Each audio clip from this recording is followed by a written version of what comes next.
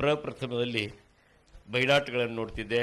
ಬೈಲಾಟಗಳನ್ನು ನೋಡಿ ನಾವು ಸ್ನೇಹಿತರೆಲ್ಲ ಸೇರಿಕೊಂಡು ಅದನ್ನು ಅನುಕರಿಸ್ತಾ ಇದ್ವಿ, ಬೈಲಾಟದ ಪದಗಳನ್ನು. ಆಮೇಲೆ ನಮ್ಮಲ್ಲಿ ಗೀಗಿ ಪದದವರು ಭಾಳ ಜನ, ಓರಲ್ ಮೌಖಿಕ ಪರಂಪರೆಯ ಭಾಳ ಜನ ಬರ್ತಿದ್ರು ನಮ್ಮಲ್ಲೇ. ಆವಾಗ ಸ್ವಾತಂತ್ರ್ಯ ಹೋರಾಟದ ಭರ್ಜರಿ ಇದಿತ್ತು, ವೇಗ ಇತ್ತು. ಅದರಲ್ಲೇನೆ ಇಂಥದ್ರಲ್ಲೇನೆ ನಾನು ಕವಿ ಆದೆ ಅಂತ ಹೇಳಿ ಅನ್ನಿಸ್ತದೆ.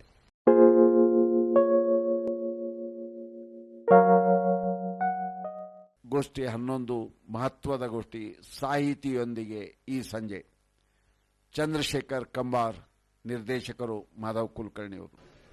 ಕನ್ನಡದ ಅಭಿಜಾತ ವಿಲಕ್ಷಣ ಪ್ರತಿಭೆ ಮತ್ತು ಕನ್ನಡಕ್ಕೆ 8ನೆಯ ಜ್ಞಾನಪೀಠ ಪ್ರಶಸ್ತಿಯನ್ನು ತಂದುಕೊಟ್ಟ ಡಾಕ್ಟರ್ ಚಂದ್ರಶೇಖರ್ ಕಂಬಾರರು ಈ ಸಂಜೆ ನಮ್ಮೊಡನೆ ಇದ್ದಾರೆ.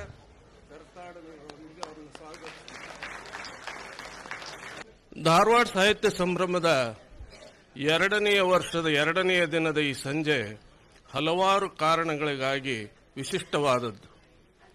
ಇದೇ ವಿಶ್ವವಿದ್ಯಾನಿಲಯದಲ್ಲಿ ಓದಿ ಇಷ್ಟೊಂದು ಎತ್ತರಕ್ಕೇರಿದ ಕಂಬಾರರು ಇಂದು ಈ ಸಂವಾದ ಕಾರ್ಯಕ್ರಮದಲ್ಲಿ ಭಾಗವಹಿಸಲು ಬಂದಿದ್ದಾರೆ. ಗೋಕಾಕ್ ತಾಲೂಕಿನ ಚಿಕ್ಕ ಹಳ್ಳಿಯಲ್ಲಿ ಬೆಳೆದ ಅವರು ಬೆಳಗಾವಿ, ಧಾರವಾಡಗಳಲ್ಲಿ ವಿದ್ಯಾಭ್ಯಾಸ ಮುಗಿಸಿ ಸಾಗರದಲ್ಲಿ ಅಡಿಗರು ಪ್ರಾಂಶುಪಾಲರಾಗಿದ್ದ ಕಾಲೇಜಿನಲ್ಲಿ ಕನ್ನಡ ಉಪನ್ಯಾಸಕರಾಗಿ ಸೇವೆ ಸಲ್ಲಿಸಿ ಅಲ್ಲಿಂದ ಎ.ಕೆ. ರಾಮಾನುಜನ್ನರ ಆಸಕ್ತಿಯಿಂದಾಗಿ ಅಮೆರಿಕೆಯ ಚಿಕಾಗೋ ವಿಶ್ವವಿದ್ಯಾಲಯದಲ್ಲಿ ಕನ್ನಡ ಅಧ್ಯಾಪಕರಾಗಿ ಸೇವೆ ಸಲ್ಲಿಸಿ ನಂತರ ಮತ್ತೆ ಕೆಲ ಕಾಲ ಅಡಿಗರು ಪ್ರಾಂಶುಪಾಲರಾಗಿದ್ದ ಕಾಲೇಜಿಗೆ ಉಡುಪಿಗೆ ಬಂದರು. ನನ್ನ ಅವರ ಭೇಟಿ ಅಲ್ಲಿಯೇ ಆದದ್ದು. ಆಗ ನಾನು ಅಲ್ಲಿ ಇಂಗ್ಲಿಷ್ ಉಪನ್ಯಾಸಕನಾಗಿದ್ದೆ. ನಂತರ ಅವರು ಕನ್ನಡ ಪ್ರಾಧ್ಯಾಪಕರಾಗಿ ಬೆಂಗಳೂರಿಗೆ ಹೋದರು. ಆ ಮಹಾನಗರದಲ್ಲಿ ಅವರು ಬೆಳೆದ ರೀತಿ ಸಮಗ್ರ ಕನ್ನಡ ಸಾಹಿತ್ಯ ಲೋಕವು ಅವರನ್ನು ಬೆರಗುಗಣ್ಣಿನಿಂದ ನೋಡುವಂತೆ ಮಾಡಿತು. ಅಷ್ಟರಲ್ಲಾಗಲೇ ಅವರು ಸಂಗ್ಯಾಬಾಳ, ಜಯಸಿದ್ ನಾಯಕ್ ಮುಂತಾದ ನಾಟಕಗಳನ್ನು ಮತ್ತು 2 ಕವನ ಸಂಕಲನಗಳನ್ನು ಪ್ರಕಟಿಸಿದ್ದರು. ಆದರೆ ಆ ಮಹಾನಗರದ ರಂಗಭೂಮಿಯಲ್ಲಾಗುತ್ತಿದ್ದ ಬದಲಾವಣೆಯ ಒಂದು ಮಹಾಭಾಗವಾಗಿ ಬೆಳೆದ ಅವರು ಉತ್ತರ ಕರ್ನಾಟಕದ ಜಾನಪದ ರಂಗಭೂಮಿಯ ಒಂದು ದೊಡ್ಡ ಆಯಾಮವನ್ನು ಏಕೈಕ ವ್ಯಕ್ತಿಯ ಪ್ರಯತ್ನವಾಗಿ ತಂದು ಜೋಡಿಸಿದರು. ಅದೊಂದು ಹೊಸ ಕಲ್ಪನೆಯಾಗಿತ್ತು ಮತ್ತು ಆಧುನಿಕ ಸಂವೇದನೆಗೆ ಜಾನಪದವನ್ನು ಸಮರ್ಥವಾಗಿ ಹೇಗೆ ಬಳಸಿಕೊಳ್ಳಬಹುದೆಂಬುದನ್ನು ತೋರಿಸಿಕೊಟ್ಟ ಹೊಸ ಪ್ರಯೋಗವೂ ಆಗಿತ್ತು. ಜಾನಪದ ನಿಘಂಟು ಅವರು ಬೆಂಗಳೂರು ವಾಸದಲ್ಲಿ ಮಾಡಿದ ದೊಡ್ಡ ಕೆಲಸ. ಅದರೊಂದಿಗೆ ಕಾವ್ಯ ರಚನೆ, ಕಾದಂಬರಿ ರಚನೆಗಳು ಕೂಡ ನಡೆದವು. ನಮ್ಮ ಈ ಸಂವಾದದಲ್ಲಿ ಅವೆಲ್ಲವುಗಳ ಚರ್ಚೆಯಾಗಲಿದೆ. ಹಂಪಿ ವಿಶ್ವವಿದ್ಯಾಲಯದ ಪ್ರಥಮ ಕುಲಪತಿಯಾಗಿ ಅದನ್ನು ವಿಶ್ವವಿದ್ಯಾಲಯದ ಕಲ್ಪನೆಯನ್ನೇ ಬದಲಿಸುವಂತೆ ಆಧುನಿಕ ಕಾಲದ ಅವಶ್ಯಕನುಗುಣವಾಗಿ ಕಟ್ಟಿ ಬೆಳೆಸಿದರು. ವಿಧಾನ ಪರಿಷತ್ತಿನ ಸದಸ್ಯರಾಗಿ ಮತ್ತು ದೆಹಲಿಯ ನಾಟಕ ಶಾಲೆಯ ನಿರ್ದೇಶಕರಾಗಿ ಕೆಲವು ಕಾಲ ಅಲ್ಲಿ ಸೇವೆ ಸಲ್ಲಿಸಿದರು. ಸದ್ಯ ಕುವೆಂಪು ವಿಶ್ವವಿದ್ಯಾಲಯಕ್ಕೆ ಸಂದರ್ಶಕ ಪ್ರಾಧ್ಯಾಪಕರಾಗಿ ಸೇವೆ ಸಲ್ಲಿಸುತ್ತಿದ್ದಾರೆ ಮತ್ತು ಕೇಂದ್ರ ಸಾಹಿತ್ಯ ಅಕಾಡೆಮಿಯ ಉಪಾಧ್ಯಕ್ಷರು ಆಗಿದ್ದಾರೆ. ಇಷ್ಟೆಲ್ಲದರ ನಡುವೆ ಕಳೆದ 40 ವರ್ಷಗಳಿಂದ ಪರಿಚಿತರಿರುವ ಅವರ 1-2 ಗುಣಗಳನ್ನು ಹೇಳಿ ಈ ಸಂವಾದ ಕಾರ್ಯಕ್ರಮವನ್ನು ಮುಂದುವರಿಸೋಣ. ಮುಖ್ಯವಾಗಿ ಅವರು ನಿಗರ್ವಿ, ಬಡತನದಲ್ಲಿ ಬೆಳೆದು ಸದಾ ಅದನ್ನೇ ಕುರಿತು ಚಿಂತಿಸುತ್ತಾ ಸದಾ ಗಂಭೀರವದನವರಾಗಿ ಕುಳಿತುಕೊಳ್ಳುವ ಗುಣ ಅವರಲ್ಲಿಲ್ಲ. ಅವರಲ್ಲೊಂದು ಮುಕ್ತವಾದ ಹಾಸ್ಯ ಪ್ರಜ್ಞೆ ಇದೆ. ನನ್ನಲ್ಲಿ ಮತ್ತು ಅವರಲ್ಲಿ ಸಾಮಾನ್ಯವಾಗಿರುವ ಈ ಗುಣವೇ ಅವರನ್ನು ಮತ್ತು ನನ್ನನ್ನು ಹತ್ತಿರ ತಂದಿವೆ. ಈ ಹಾಸ್ಯ ಪ್ರಜ್ಞೆಯೇ ಅವರನ್ನು ನಾಟಕಕಾರನಾಗಿ ಮಾಡಿರಬಹುದು. ತನ್ನನ್ನೇ ಕಂಡು ನಗುವ ಧೋರಣೆ ಇದ್ದವನು ಮಾತ್ರ ದೊಡ್ಡ ಲೇಖಕನಾಗಬಹುದೆಂದು ನಾನು ನಂಬಿದ್ದೇನೆ. ಕಂಬಾರರು ಬೇರೆಯವರನ್ನು ಕಂಡು ನಗುವಂತೆ ತನ್ನನ್ನು ನೋಡಿಕೊಂಡು ನಗಬಲ್ಲರು. ಈಗ ಮೊದಲು ಅವರು ತಮ್ಮ ಸಾಹಿತ್ಯದ ನೆಲೆ ಮತ್ತು ಸೆಲೆಗಳನ್ನು ಕುರಿತು ವಿವರಿಸಬೇಕೆಂದು ಅವರಲ್ಲಿ ಕೇಳಿಕೊಳ್ಳುತ್ತೇನೆ. ನಂತರ ನಾನು ಕೆಲವು ಪ್ರಶ್ನೆಗಳನ್ನು ಅವರಿಗೆ ಕೇಳುತ್ತೇನೆ. ಆಮೇಲೆ ಸಭಿಕರಿಂದ ಪ್ರಶ್ನೆಗಳನ್ನು ಆಹ್ವಾನಿಸಲಾಗುವುದು. ಕೊನೆಗೆ ಅವರು ತಮ್ಮ ಕವನವೊಂದನ್ನು ಓದಿ ಗೀತೆಯೊಂದನ್ನು ಹಾಡುತ್ತಾರೆ. ದಯವಿಟ್ಟು ಯಾರು ವೈಯಕ್ತಿಕ ಪ್ರಶ್ನೆಗಳನ್ನು ಕೇಳಬಾರದಾಗಿ ವಿನಂತಿ. ಶ್ರೀ ಚಂದ್ರಶೇಖರ್ ಕಂಬಾರ್. ನನ್ನ ಸಾಹಿತ್ಯದ ನೆಲೆ ಬೆಲೆಗಳನ್ನು ನಾನೇ ಭಾಳ ವಿಚಾರ ಮಾಡಿಲ್ಲ ಅಂತೇಳಿ ನಾನು ಅಂದ್ಕೊಳ್ತೀನಿ. ಇತ್ತೀಚೆಗೆ ಯಾರೋ ನನ್ನ ಪ್ರಶ್ನೆ ಕೇಳಿದ್ರು, ನೀವು ಯಾಕಾಗಿ ಬರೀತೀರಿ ಮತ್ತು ಯಾರಿಗೋಸ್ಕರ ಬರೀತೀರಿ ಅಂಥೇಳಿ ಏನೇನೋ ಕೇಳಿದರು. ನನಗೆ ನಾನು ಆ ರೀತಿಯಲ್ಲಿ ಯೋಚನೆ ಮಾಡಿಲ್ಲ ಅಂಥೇಳಿ ಈಗಲೂ ಅನ್ನಿಸ್ತದೆ. ನನಗೆ ಬರಿತೀನಿ ಮತ್ತು ನನ್ನ ಏನು ಸಂದರ್ಭ ಇದೆ, ನಾನು ಬದುಕುತ್ತಿರುವಂಥ ಸಂದರ್ಭ ಏನಿದೆ, ಎಲ್ಲ ಪ್ರಜೆಗಳ ಹಂಗೆ ನಾನು ಕೂಡ ಪ್ರತಿಕ್ರಿಯಿಸ್ತೀನಿ. ಆ ಪ್ರತಿಕ್ರಿಯೆಗಳನ್ನು ಕೆಲವು ಸಲ ದಾಖಲೆ ಮಾಡ್ತೀನಿ. ಎಲ್ಲರ ಒಂದು ಸಂದರ್ಭದಲ್ಲಿ ಒಬ್ಬ ಕವಿಯಾಗಿ, ಒಬ್ಬ ಲೇಖಕನಾಗಿ ಯಾವ ರೀತಿಯಲ್ಲಿ ಸ್ಪಂದಿಸಬೇಕು ಅದೇ ರೀತಿಯಲ್ಲಿ ಸ್ಪಂದಿಸ್ತಾ ಇದ್ದೀನಿ. ನನ್ನ ನಾಟಕಗಳ ಬಗ್ಗೆಯೂ ಕೂಡ ಅದರ ಮೊದಲಿನಿಂದ ನನಗೊಂದು ಅಭಿಪ್ರಾಯ ಏನು ಅಂತ ಹೇಳಿತಂದರೆ, ನನ್ನ ಊರು ಒಂಥರ ಒರ್ಯಾಲಿಟಿಯನ್ನು ಕಳೆದುಕೊಂಡದ್ದು ನನಗೆ ಭಾಳ ಆತಂಕವನ್ನು ಅಥವಾ ದುಃಖವನ್ನು ಮಾಡಿತ್ತು ಅಂತ ಆಗಿನ ಕಾಲಕ್ಕೆ ಮಾಡಿರಬಹುದಾದದ್ದು ಅಂಥೇಳಿ ನನಗೆ ಅನ್ನಿಸ್ತದೆ. ಯಾಕಂತಂದರೆ ನಾನು ಒಂದು ಪ್ರಪ್ರಥಮದಲ್ಲಿ ಬಯಲಾಟಗಳನ್ನು ನೋಡ್ತಿದ್ದೆ. ಬಯಲಾಟಗಳನ್ನು ನೋಡಿ ನಾವು ಸ್ನೇಹಿತರೆಲ್ಲ ಸೇರಿಕೊಂಡು ಅದನ್ನು ಅನುಕರಿಸ್ತಾ ಇದ್ವಿ, ಬಯಲಾಟದ ಪದಗಳನ್ನು. ಆಮೇಲೆ ನಮ್ಮಲ್ಲಿ ಗೀಗಿ ಪದದವರು ಭಾಳ ಜನ, ಓರಲ್ ಮೌಖಿಕ ಪರಂಪರೆಯ ಭಾಳ ಜನ ಬರ್ತಿದ್ರು ನಮ್ಮಲ್ಲೇ. ಆವಾಗ ಸ್ವಾತಂತ್ರ್ಯ ಹೋರಾಟದ ಭರ್ಜರಿ ಇದಿತ್ತು, ವೇಗ ಇತ್ತು. ಅದರಲ್ಲೇನೇ ಇಂಥದ್ರಲ್ಲೇ ನಾನು ಕವಿ ಆದೆ ಅಂತೇಳಿ ಅನ್ನಿಸ್ತದೆ. ಅದಕ್ಕಿಂತ ಮುಂಚೆ ನಮ್ಮೂರಿಗೆ, ನಮ್ಮೂರಿನಲ್ಲಿ ಘಟಪ್ರಭಾ ನದಿ ಹರಿತದೆ. ಘಟಪ್ರಭಾ ನದಿ ಒಂದು ಸ್ವಲ್ಪ ಬಲಕ್ಕೆ ತಿರುಗ್ತದೆ ನಮ್ಮೂರ ಹತ್ರ, ಅದು ನಮ್ಮ ಮನೆ ಹತ್ರ. ಹಾಗೆ ಬಂದಾಗ ಸುಮಾರು ಜುಲೈ ಅಥವಾ ಆಗಸ್ಟ್ದೊಳಗೆ ಮಹಾಪೂರ್ ಬರೋದು ನದಿಗೆ ಮಹಾಪೂರ್ ಬಂದಾಗ ಅದು ಏನೋ ಆ ಸಂದರ್ಭದಲ್ಲಿ ಕೊಲೆಗಳು ಜಾಸ್ತಿ ನಮ್ಮಲ್ಲಿ. ಕೊಲೆ ಮಾಡಿದವರೆಲ್ಲ ಏನು ಮಾಡ್ತಿದ್ರು ಅಂತ ಹೇಳಿತಂದ್ರೆ, ಆ ಹೆಣಗಳನ್ನು ನದಿಯಲ್ಲಿ ಚೆಲ್ತಿದ್ರು. ಅವು ಸುಮಾರು ಒಂದು 2 ಕಿಲೋಮೀಟರ್ ಬಂದು ಅಂತಂದ್ರೆ ಮೀನುಗಳೆಲ್ಲ ತಿಂದು ಫಿಗರೆಲ್ಲ ಮರೆತು ಹೋಗ್ತಿತ್ತು. ಅಂದರೆ ಫಿಗರ್ ಗೊತ್ತಾಗ್ತಿರ್ಲಿಲ್ಲ. ಆ ಫಿಗರೇ ಇಲ್ಲದ ಹೆಣಗಳು ಬಂದು ನಮ್ಮ ಮನೆ ಮುಂದೆ, ನಮ್ಮ ಊರಿನ ಮುಂದೆ ಬೀಳ್ತಿದ್ವು. ಇನ್ನು ಹುಕ್ಕೇರಿಯಿಂದ ಯಾರು ಇವರು ಬಂದು, ಮಾಮಲೆದಾರ್ ಬಂದು ಪಂಚನಾಮೆ ಮಾಡಿ ಆ ಹೆಣ ಮುಂದೆ ತಳ್ತಿದ್ರು, ಇಲ್ಲ ಏನೋ ಸಂಸ್ಕಾರ ಮಾಡ್ತಿದ್ರು. ಆ 2 ದಿವಸ ಮಾತ್ರ ಎಷ್ಟು ಕತ್ತಿ ಕಟ್ತಿದ್ವು ಅಂತಂದರೆ, ಯಾರು ಸತ್ತಿರಬೇಕು, ಯಾರು ಕೊಂದಿರಬೇಕು, ಯಾಕೆ ಕೊಂದಿರಬೇಕು, ಇಷ್ಟ ಇನ್ನೇನು ನಾವು ಯೋಚನೆ ಮಾಡೋದಿರ್ತದೆ. ಆಮೇಲೆ ಬಹುಶಃ ಮೀಸದವಂತಂದು ನಾನು ಬಹುಶಃ ಸುಲ್ತಾನ್ಪುರದವ ಇರಬೇಕೇನಿವ, ಆಮೇಲೆ ಸುಲ್ತಾನ್ಪುರದ ಒಂದ ಮೇಲೆ ಇವನು ಕೊಂದಿರಬೇಕು ನಾವು. ಹಿಂಗೆ ಬರೀ ಒಂದು ಎಲ್ಲರೂ ಇಡೀ ಹಳ್ಳಿ ಎಷ್ಟು ಕ್ರಿಯೇಟಿವ್ ಆಗ್ತಿತ್ತು ಅಂತ ಹೇಳಿತಂದರೆ, ಬೆಳಿಗ್ಗೆ ಎದ್ದು ಕೂಡಲೇ ನಾನು ಒಂದು ಕತ್ತಿ ಕಟ್ತಿದ್ದೆ. ನನ್ನ ಕತ್ತಿ ಮಧ್ಯಾಹ್ನಕ್ಕಾದ್ರೆ ನನ್ನ ಕಿವಿಗೆ ಬರ್ತಿತ್ತು. ಅಂದರೆ ಈ ರೀತಿಯಲ್ಲಿ ಬಹುಶಃ ಕಥನದ ಕ್ರಿಯೆ ನನಗೆ ಬಂದಿರಬಹುದೇನೋ ಅಂತೇಳಿ ನನಗೆ ಅನೇಕ ಸಲ ಅನುಮಾನ ಬರ್ತದೆ. ಇನ್ನು ನನಗೆ ರಾಗಗಳು ಮತ್ತು ಹಾಡುಗಳು ಬಂದದ್ದು ಹೇಗೆ ಅಂತ ಹೇಳ್ತಂದರೆ,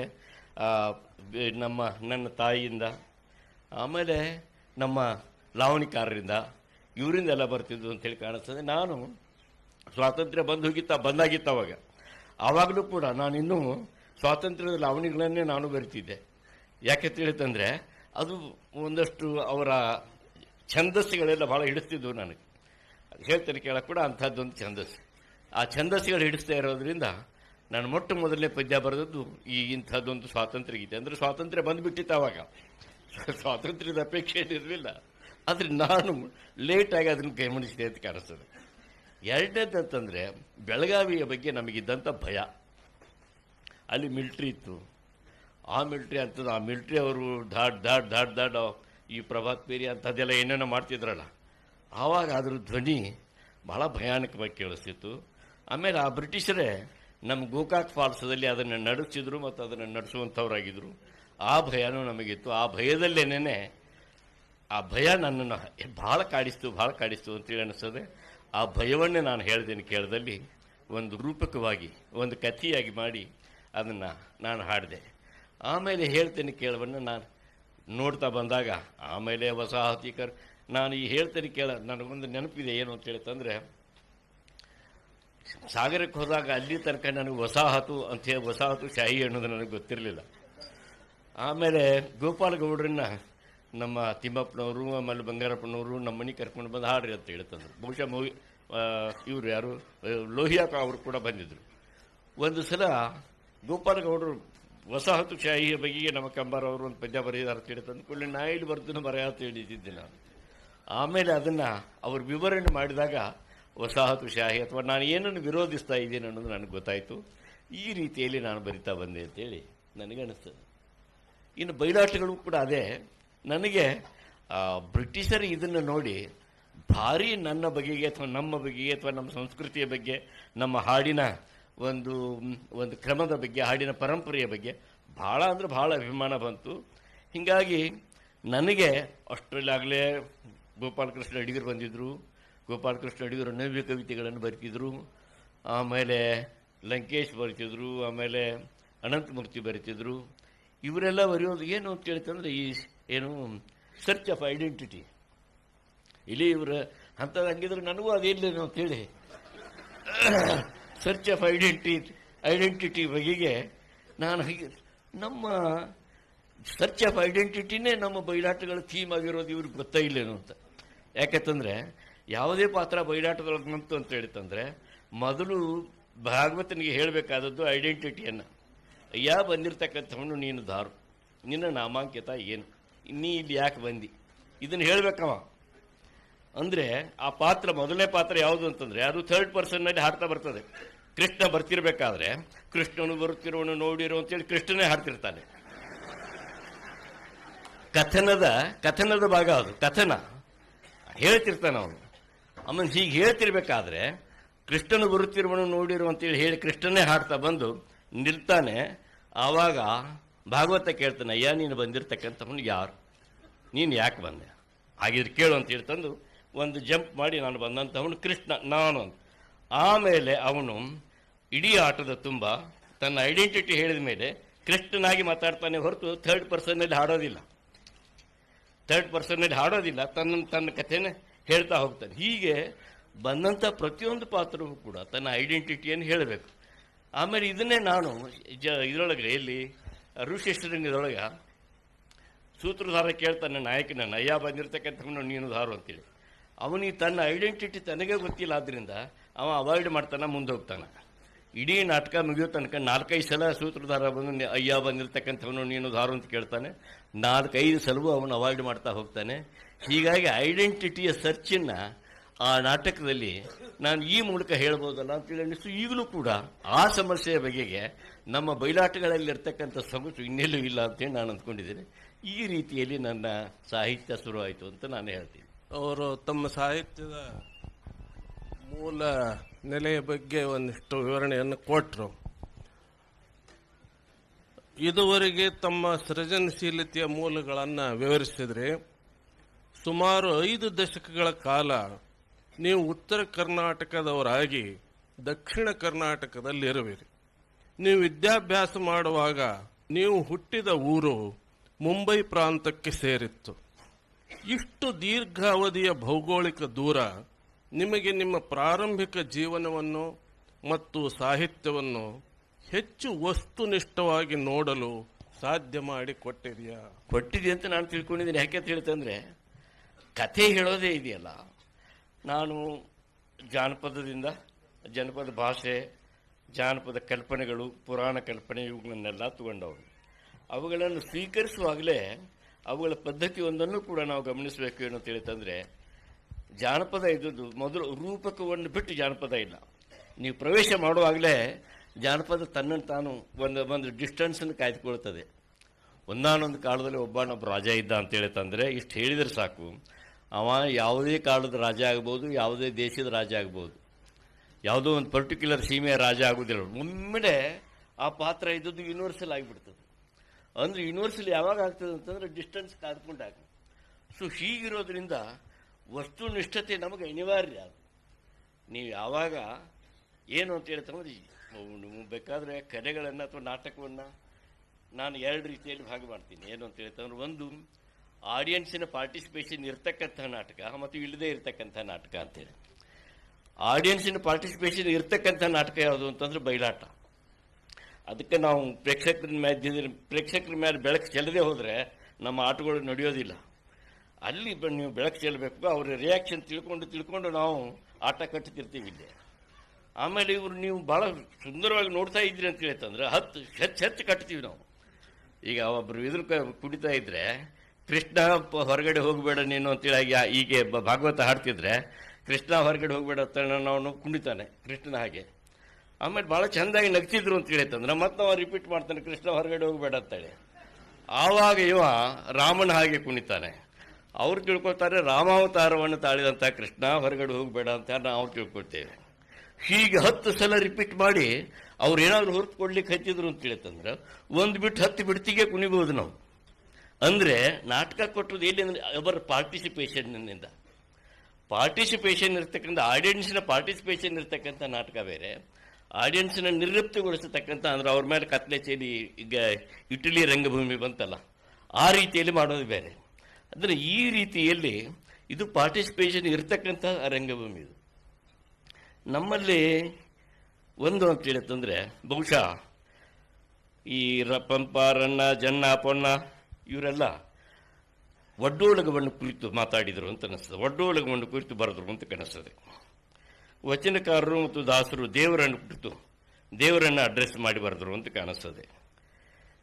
ಹರಿಹರ ರಾಘವಂಕ ಇವರಿಂದ ಶುರುವಾದಂಥ ಹಾಡಿನ ಪರಂಪರೆ ಜನತೆಯನ್ನ ಕುರಿತು ಬರೆದ್ರು. ಯಾಕಂತ ಹೇಳ್ತಂದ್ರೆ ಜನರಿಗೋಸ್ಕರ ನಾವು ಬರಿತೀವಿ, ಆಮೇಲೆ ಜನ ಬದುಕಬೇಕೆಂದು ಬರಿತೀವಿ ಅಂತೇಳಿ ಅಂತೂ ಅದು ಎಲ್ಲಿ ತನಕ ಬಂತು ಅಂತಂದ್ರೆ ಓರಲ್ ಟ್ರೆಡಿಷನ್ನು ಮತ್ತು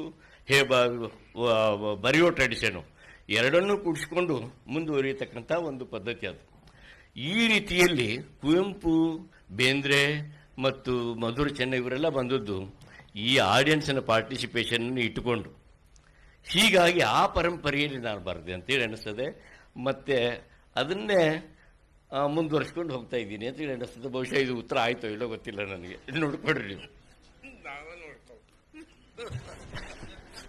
ಹೌದು, ಆಡಿಯನ್ಸ್ ಪಾರ್ಟಿಸಿಪೇಷನ್ ನಿಮ್ಮ ಜವಾಬ್ದಾರಿ ನೋಡ್ಕೊಡ್ರಿ. ಬೆಳಗಾವಿಯ ಲಿಂಗರಾಜ್ ಕಾಲೇಜಿನಲ್ಲಿ ಓದುತ್ತಿರುವಾಗ ನಿಮಗೆ ಪ್ರೊಫೆಸರ್ ಭೂಸ್ನೂರ್ ಮಠ್ ಮತ್ತು ಎ.ಕೆ. ರಾಮಾನುಜನ್ ಇಬ್ಬರೂ ಉಪಾಧ್ಯಾಯರಾಗಿದ್ದರು. ಮುಂದೆ ಶಿಕಾಗೋದಲ್ಲಿ ನಿಮಗೆ ಮತ್ತೆ ರಾಮಾನುಜನ್ರ ಸಾನ್ನಿಧ್ಯ ಪ್ರಾಪ್ತವಾಯಿತು.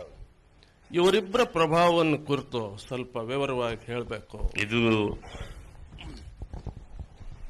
ನನ್ನ ಭಾಗ್ಯ. ಭೂಸ್ನೂರ್ ಮಠರು ವಚನಗಳನ್ನು ಆವಾಗ ಕರ್ನಾಟಕ ಸರ್ಕಾರಕ್ಕಾಗಿ ವಚನ ಸಾಹಿತ್ಯ ಸಂಗ್ರಹ ಅಂತ ಒಂದನ್ನು ಮಾಡಿ, ಒಂದು ದೊಡ್ಡ ಪುಸ್ತಕವನ್ನು ಮಾಡಿ ಅದನ್ನು ನಾನು ಅವರಿಗೆ ಸಹಾಯ ಮಾಡ್ತಿದ್ದೆ. ಆ ಸಂದರ್ಭದಲ್ಲೂ ನಾನು ಅಲ್ಲಿ ಲೆಕ್ಚರರ್ ಆಗಿದ್ದೆ. ಎಷ್ಟು ಗ್ರೇಡ್ ಒಂದೊಂದು ವಚನ ಅಂದರೆ ಅವ್ರು ಮಾಡಿದ್ದು ಎಷ್ಟು ಕಷ್ಟಕರವಾದಂಥ ಕೆಲಸ ಅಂತ ಹೇಳಿತಂದರೆ 6 ಸ್ಥಳಗಳ ವಚನಗಳನ್ನು ಬೇರ್ಪಡಿಸಿ ಆ ಒಂದು ಸ್ಥಳದ ವಚನಗಳನ್ನು ಸುಮಾರು ಅದೊಂದು ರಾಶಿ ಬಿದ್ದಿರೋದು, ಯಾವ ವಚನದ ನಂತರ ಯಾವ ವಚನ ಬರಬೇಕು ಅನ್ನೋದನ್ನು ಚಿಂತೆ ಮಾಡಿ ಎಷ್ಟು ಕಷ್ಟಪಡ್ತಿದ್ರು, ಅದ್ರ ಬಗ್ಗೆ ಚಿಂತನೆ ಮಾಡ್ತಿದ್ರು ಅಂತಂದರೆ ಅದು ಅಸಾಧ್ಯ. ಅದನ್ನೆಲ್ಲ ಆ ಚಿಂತನೆಯ ಕ್ರಮವನ್ನು ಇದನ್ನೆಲ್ಲ ನನಗೆ ಹೇಳ್ತಾ ಇರ್ತಿದ್ರಲ್ಲ. ಬಹುಶಃ ವಚನಕ್ಕೆ ಒಂದು ಬಹುದೊಡ್ಡ ಪ್ರವೇಶ ನನಗೆ ಸಿಕ್ತು. ಅಲ್ಲಮ ಪ್ರಭುವನ್ನ ನಾನು ಆವಾಗ ಬಹಳ ಇಷ್ಟಪಡಲಿಕ್ಕೆ ಶುರು ಮಾಡಿದೆ ಅಂತೇಳಿ ನನಗೆ ಅನಿಸ್ತದೆ. ಅದೇ ನನ್ನ ಲಾವಣಿ ಶುರು ಆಗೋದೇ ಅಲ್ಲಿಲ್ಲ, ಅಲ್ಲಮ ಪ್ರಭುವಿಗೆ ಶರಣಾರ್ಥಿ ಅಂತ.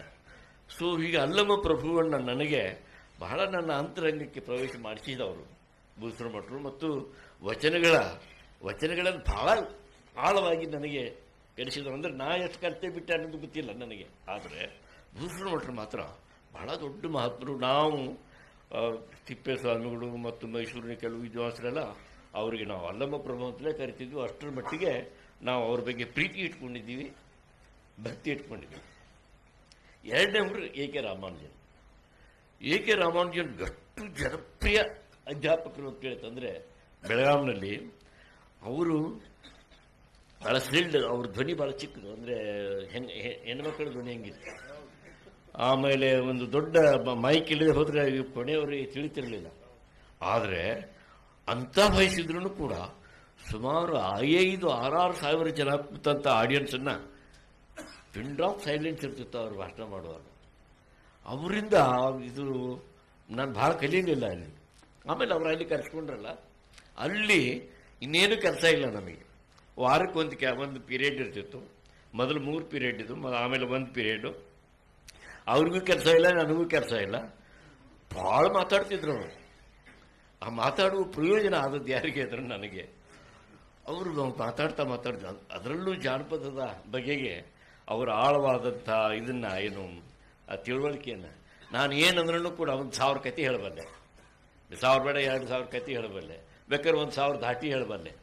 ಆದರೆ ಅದು ಏನದು ಹಾಡ್ತಾ ಇರೋದು ಏನದು, ಯಾವುದನ್ನು ನಾನು ಹೇಳ್ತಾ ಇದ್ದೀನಿ ಅಥವಾ ಯಾವ ಕಥೆಯನ್ನು ಹೇಳ್ತಾ ಇದ್ದೀನಿ, ಆ ಕಥೆಯ ಅದನ್ನು ಒಡಪು ಬಿಡಿಸೋ ಕ್ರಮ ಹೇಳ್ಕೊಟ್ಟವ್ರು ಅವರು. ಯಾಕಂತ ಹೇಳಿತಂದ್ರೆ ಜನಪದ ಕಥೆಗಳು ನಮ್ಮಲ್ಲಿ ಸುಮಾರು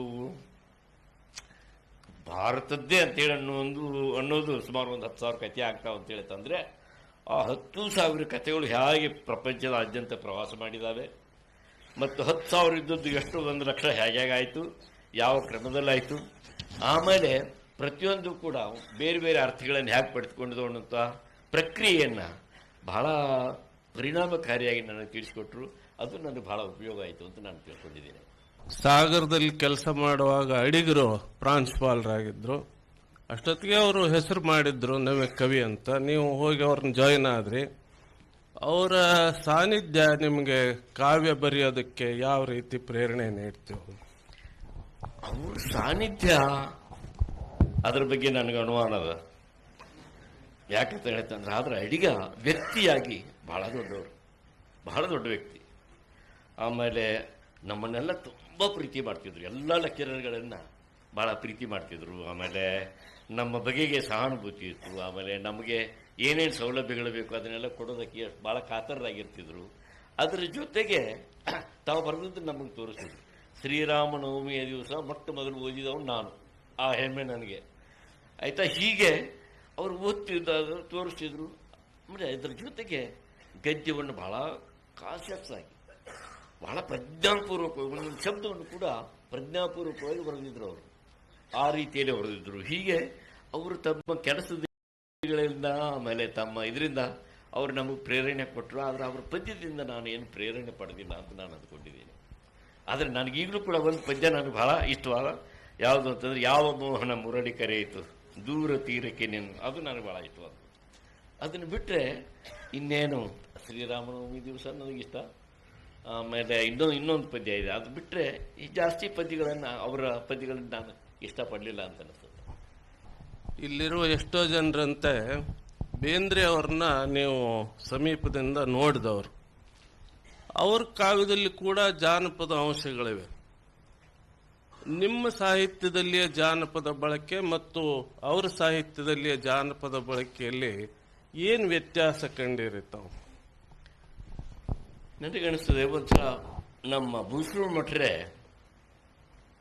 ನನಗೇನು ಹೇಳಿದರು ಬೇಂದ್ರೆ ಅವ್ರ ಪದ್ಯದ ಬಗ್ಗೆ ಅಂತ ಹೇಳ್ತಂದ್ರೆ, ರಸದ ಬಗೆಗೆ ಮಾತಿಗೆ ನಾನು ಹೇಳ್ತಾ, ಭಾವಗೀತೆಗೆ ರಸಾನುಭವ ಇಲ್ಲ. ರಸಾನುಭವ ಇರೋದು ಎಲ್ಲಿ ಅಂತ ಹೇಳ್ತಂದ್ರೆ ಕಥನಕ್ಕೆ, ಕತೆ ಹೇಳ್ಬೇಕು. ಯಾಕಂತ ಹೇಳ್ತಂದ್ರೆ ನಮ್ಮ ಸ್ಟ್ರಕ್ಚರ್ ಆಗಿದೆ. ಅದು ಏನು ಭಾವ, ವಿಭಾವ, ಅನುಭಾವ, ಇವು 3 ಏನೇನೋ ಆಗಬೇಕು. ಅವೆಲ್ಲ 3 ಎಲ್ಲ ಸೇರಿ ಸ್ಥಾಯಿ ಭಾವದ ಜೊತೆಗೆ ಸೇರಬೇಕು ಅಂದರೆ ರಸ ಬರ್ತದೆ ಅಂತೇಳಿ ಏನೋ ಆ ಥಿಯರಿ ಇದೆಯಲ್ಲ, ಆ ಥಿಯರಿ ಪ್ರಕಾರವೂ ಕೂಡ ಒಂದು ಕಥೆಯಿಂದ ರಸಾನುಭವ ಸಾಧ್ಯವೇ ಹೊರತು ಭಾವಗೀತೆಯಿಂದ ನಿಂತಲ್ಲೇ ನಿಲ್ಲತಕ್ಕಂತಹ ಚಲನೆ ಇಲ್ಲದಂತಹ ಭಾವಗೀತೆಯಿಂದ ಆಗೋದಿಲ್ಲ ಅಂತೇಳಿ ಒಂದ್ಸಲ ಹೇಳಿದ್ರಿ ನನಗೆ. ಆವತ್ತಿನಿಂದ ಯಾವುದಾದ್ರೂ ಒಂದು ಕಥನದ ಮೂಲಕ ನನ್ನ ಅನುಭವವನ್ನು ಹೇಳೋದಕ್ಕೆ ಶುರು ಮಾಡಿದೆ. ಬಹುಶಃ ಬೇಂದ್ರೆ ಅವರು ಉಪಯೋಗಿಸೋದಕ್ಕೂ ನಾನು ಉಪಯೋಗಿಸೋದಕ್ಕೂ ಇದು ವ್ಯತ್ಯಾಸ. ನಾನು ಕಥನವನ್ನು ಬಳಸ್ತೇನೆ ನನ್ನ ಪದ್ಯಗಳಿಗೆ, ಅಥವಾ ಒಂದು ಸಂದರ್ಭ ಆದರೂ ಇರ್ತದೆ. ಇಲ್ಲ ಹಾಗೇನೆ ಒಂದು ಭಾವವನ್ನು ಕ್ರೋಢೀಕರಿಸಿ ಯಾವಾಗ ಹೇಳೋದು ಸಾಧ್ಯ ಅಂತ ಹೇಳ್ತಂದ್ರೆ, ಯಾರಾದರೂ ಸತ್ತಾಗ ಶ್ರದ್ಧಾಂಜಲಿ ಗೀತೆಗಳನ್ನು ಬರ್ತೀವಲ್ಲ ಅಂಥಲ್ಲಿ ಮಾತ್ರ ಅದು ಸಾಧ್ಯವೇ ಹೊರತು ಉಳಿದಂತೆ ಕಥೆ ಇರ್ತದೆ. ಆದ್ದರಿಂದ ಅಲ್ಲಿ ವ್ಯತ್ಯಾಸ ಆಗ್ತದೆ ನನಗವರೆಗೂ ಅಂತ ನನಗನ್ಸುತ್ತದೆ.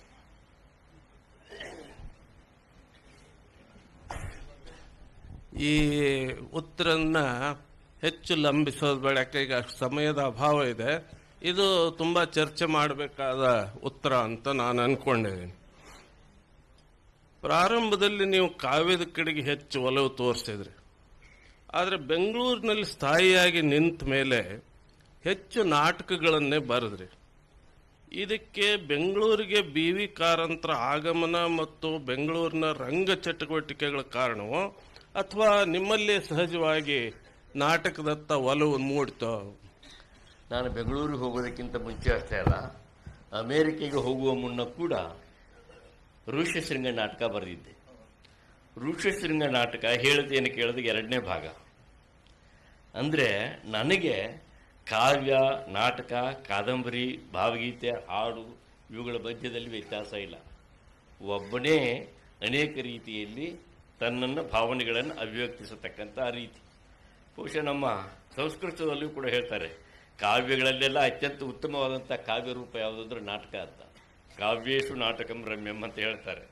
ಹೀಗಾಗಿ ನನಗೆ 2 ಪ್ರಕಾರಗಳಲ್ಲಿ ಏನು ವ್ಯತ್ಯಾಸ ಇಲ್ಲ, ಪ್ರತಿಯೊಂದನ್ನು ಕೂಡ ನಾನು ಕವಿಯಾಗೇ ಬರಿತೀನಿ ಅಂತ ನಾನು ತಿಳ್ಕೊಂಡಿದ್ದೀನಿ.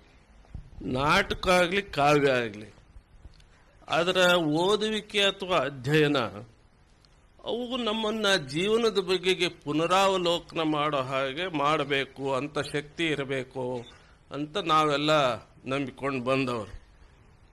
ಈಗ ನಿಮ್ಮ ನಾಟಕಗಳಲ್ಲಿ ಹಾಡು, ನೃತ್ಯ ಇತ್ಯಾದಿಗಳು ಇಲ್ಲದಿದ್ರೆ ಅದೆಂತ ಕಂಬಾರ ನಾಟಕ ಅನ್ನೋಂಥ ಸ್ಥಿತಿ ಬಂದಿದೆ.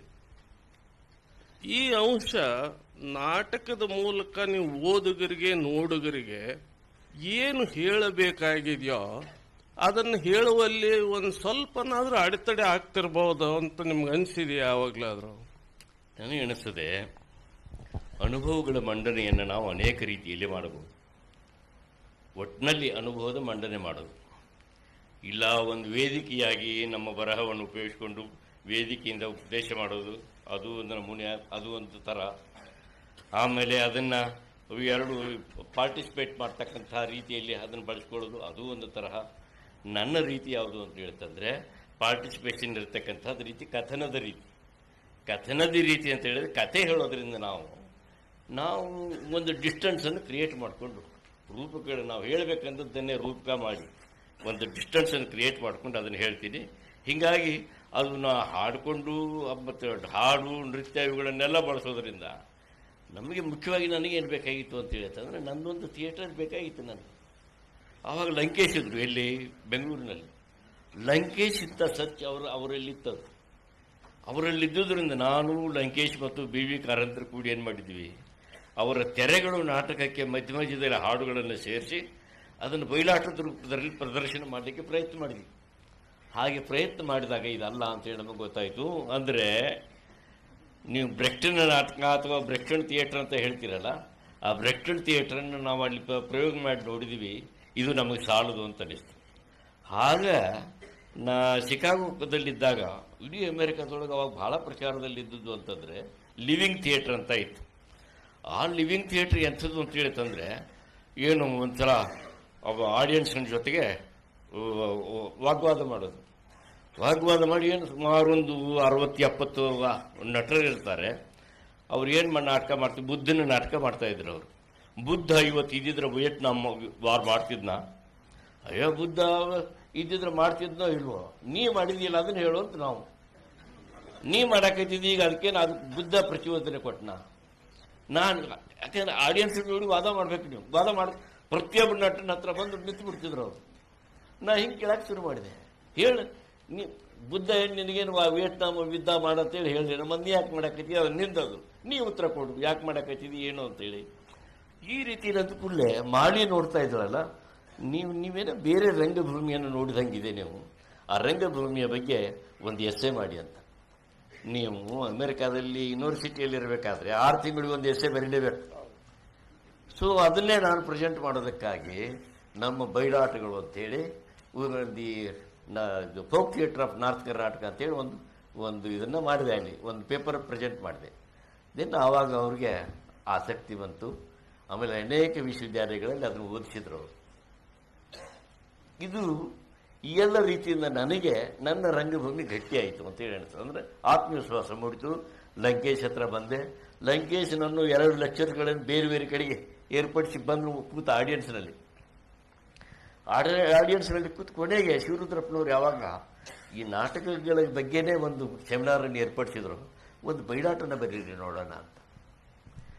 ಇದಕ್ಕೋಸ್ಕರವೇ ಪ್ರತ್ಯೇಕ ಬಯಲಾಟ ಬರೀರಿ ಅಂತೇಳಿ ಅವ್ರು ಚಾಲೆಂಜ್ ಕೊಟ್ಟು ನಾನು ಜೋಕುಮಾರ ಸ್ವಾಮಿ ಬರೆದು ಅವರು ಸಂಕ್ರಾಂತಿ ಬರೆದು ಆಮೇಲೆ ಈಡಿಪಸ್ಸಿಂದ ಒಂದು ನಾಟಕ ಬರೆದು ಅವ್ರು 3 ನಾಟಕಗಳನ್ನು ಆಡಿದ್ದೀವಿ. ಸಕ್ಸಸ್ಫುಲ್ ಆಯಿತು.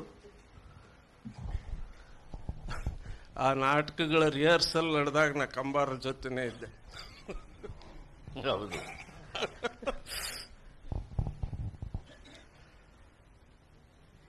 ನಿಮ್ಮ ನಾಟಕಗಳು ಸಾಮಾನ್ಯವಾಗಿ ಈ ಕಾಲ, ಸನ್ನಿವೇಶ, ಪಾತ್ರಗಳ ಸಾಂಪ್ರದಾಯಿಕ ಸಂಯೋಜನೆ ಅಂದ್ರೆ 3 ಯೂನಿಟೀಸ್ ಅಂತ ನಾವೇನು ಇಂಗ್ಲಿಷಲ್ಲಿ ಹೇಳ್ತೇವೆ, ಅವನ್ನ ನಿರಾಕರಿಸ್ತಾವು.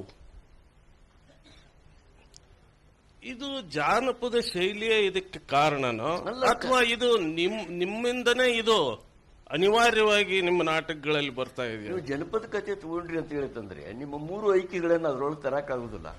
ಹೇಳಿ ಕೇಳಿ ಕಥೆ ಹೇಳೋರು ನಾವು. ಕಥೆ ಅಂದ್ಕೂಡ್ಲೆ ನಾವು ಒಂದಾನೊಂದು ಕಾಲದಲ್ಲಿ ಅಂದ್ಕೂಡ್ಲೆ ಎಲ್ಲಿ ಕಾಲುಗಳು ಉಳಿತಾವ? ನಿಮ್ಮ 3ರೊಳಗೆ ಒಂದು ಕಾಲನೂ ಉಳಿಯೋದಿಲ್ಲ. ಹೀಗಾಗಿ ಕಾಲೈಕ್ಯ ಇದೆಲ್ಲ ಉಳಿಯೋದಿಲ್ಲ ಅಲ್ಲಿ ಅಂತೇಳಿ ಅನ್ನಿಸ್ತಂದ್ರೆ ಕತೆ. ಯಾಕಂದ್ರೆ ಫೋಕ್ ಥಿಯೇಟರ್ ಕತೆ ಹೇಳುವಂಥದ್ದು ಅಂದ್ರೆ ನಮ್ಮ ಫೋಕ್ ಥಿಯೇಟರ್. ಸಂದರ್ಭವನ್ನೇ ಇಟ್ಕೊಂಡು ಬೇರೆ ಥಿಯೇಟರ್ ಇರ್ಬೋದು, ಲೋರ್ಕಾಂತ್ ಇದ್ದಂಗೆ. ನಮ್ಮದಲ್ಲ. ನಮ್ಮಲ್ಲಿ ನಾವು ಕತೆ ಹೇಳಬೇಕು. ಕತೆ ಹೇಳ್ಕೊಂಡು ಅಂದರೆ it has A beginning, it has N end and middle. ಆದ್ರೂ ಬಿಗಿನಿಂಗ್ ಆದಮೇಲೆ ಮಿಡಲ್ ಬರಬೇಕು, ಮಿಡಲ್ ಆದಮೇಲೆ ಎಂಡ್ ಬರಬೇಕು. ಹಿಂಗೇನೋ ಒಂದು ತರ್ಕ ಇದೆ. ಅವನು ಆ ರೀತಿಯಲ್ಲಿ ಕತೆ ಸಾಗಬೇಕೇ ಹೊರತು ಒಂದು ಸಂದರ್ಭಕ್ಕೆ ಇದ್ರ ತಕ್ಕೆ ಆ ರೀತಿಯ ಥಿಯೇಟರ್ ಈಗ ಸಾಧ್ಯ ಇಲ್ಲ ಅಂತ ಹೇಳಿ. ಇದಕ್ಕೆ ಒಂದು ಚಿಕ್ಕ ಉಪಪ್ರಶ್ನೆ. ಈ ತರ ಪ್ರಯೋಗಗಳನ್ನ ಭಾರತದಲ್ಲಿ ಬೇರೆ ಯಾರಾದರೂ ಮಾಡಿರೋದು ನೀವು ಕಂಡೀರಾ? ಹಬೀಬ್ ತನ್ವೀರ್.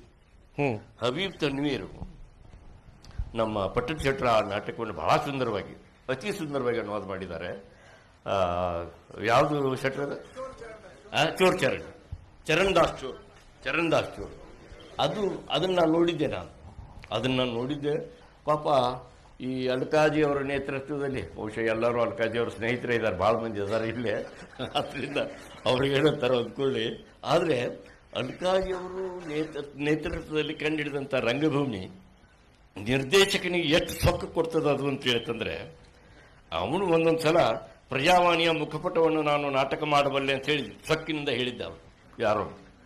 ಈ ಸೊಕ್ಕು ನಮಗಿಷ್ಟ ಆಗೋದಿಲ್ಲ ಸ್ವಾಮಿ. ಯಾಕಂತಂದ್ರೆ ನಾವು ಕಾಳಿದಾಸನೇ ಹೇಳಲಿಲ್ಲ ಈ ಮಾತನ್ನ.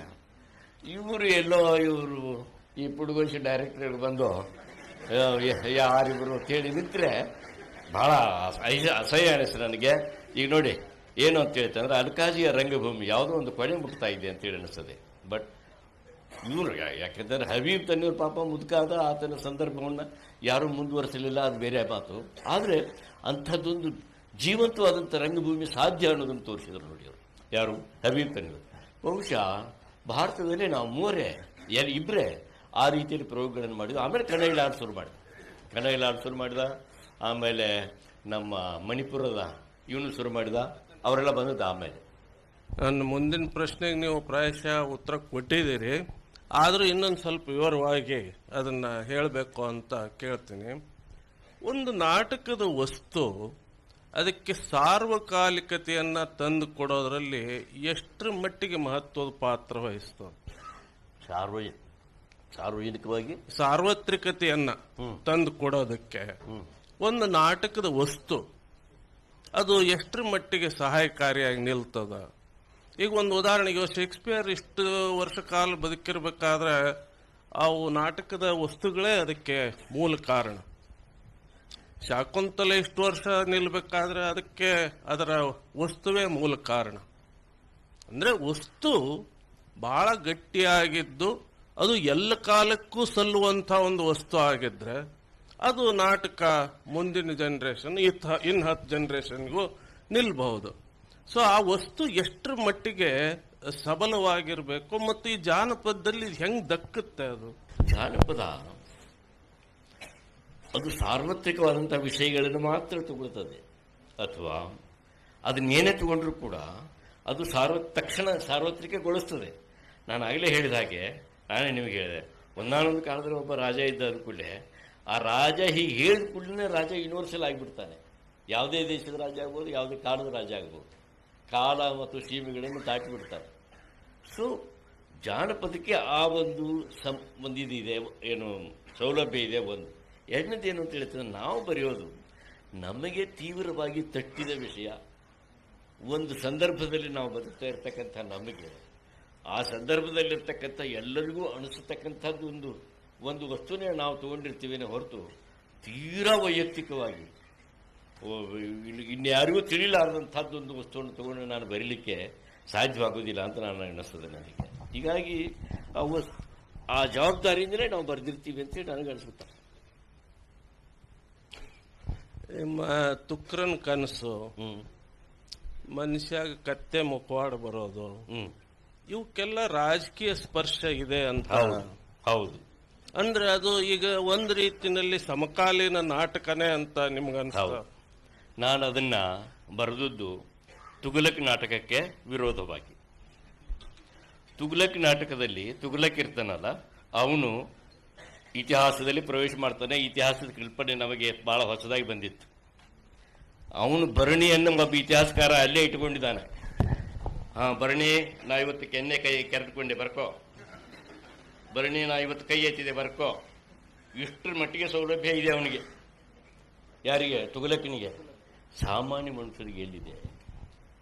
ಸಾಮಾನ್ಯ ಮನುಷ್ಯನೂ ಕೂಡ ಆವಾಗ ಚಳವಳಿಯನ್ನು ಸೇರಿ ಇತಿಹಾಸವನ್ನು ಪ್ರವೇಶ ಮಾಡುವುದಕ್ಕೆ ಬಹಳ ಪ್ರಯತ್ನ ಮಾಡ್ತಾ ಇದ್ದ. ಅಂಥ ಸಂದರ್ಭದಲ್ಲಿರ್ತಕ್ಕಂಥ ಒಬ್ಬ ಸಾಮಾನ್ಯನ ಚರಿತ್ರೆ ಕೂಡ ತುಘಲಕನ ಚರಿತ್ರೆ ಎಷ್ಟೇ ಮಹತ್ವದ. ಯಾಕೆಂತಂದ್ರೆ ಇವನು ಚರಿತ್ರೆಯನ್ನು ಪ್ರವೇಶ ಮಾಡಬೇಕು ಅಂತಿದ್ದಾನೆ. ಅದನ್ನ ಬಹಳ ಸುಂದರವಾಗಿ ಅಕ್ಷರ ಪ್ರೊಡ್ಯೂಸ್ ಮಾಡಿದ್ದ ಆ ನಾಟಕವನ್ನು. ಅಲ್ಲೇನೆ ಅಕ್ಷರ ಇನ್ನೂ ಒಂದು ಸ್ಟ್ಯಾಂಡ್ ಮಾಡಿದ್ದ ಅದಕ್ಕೆ.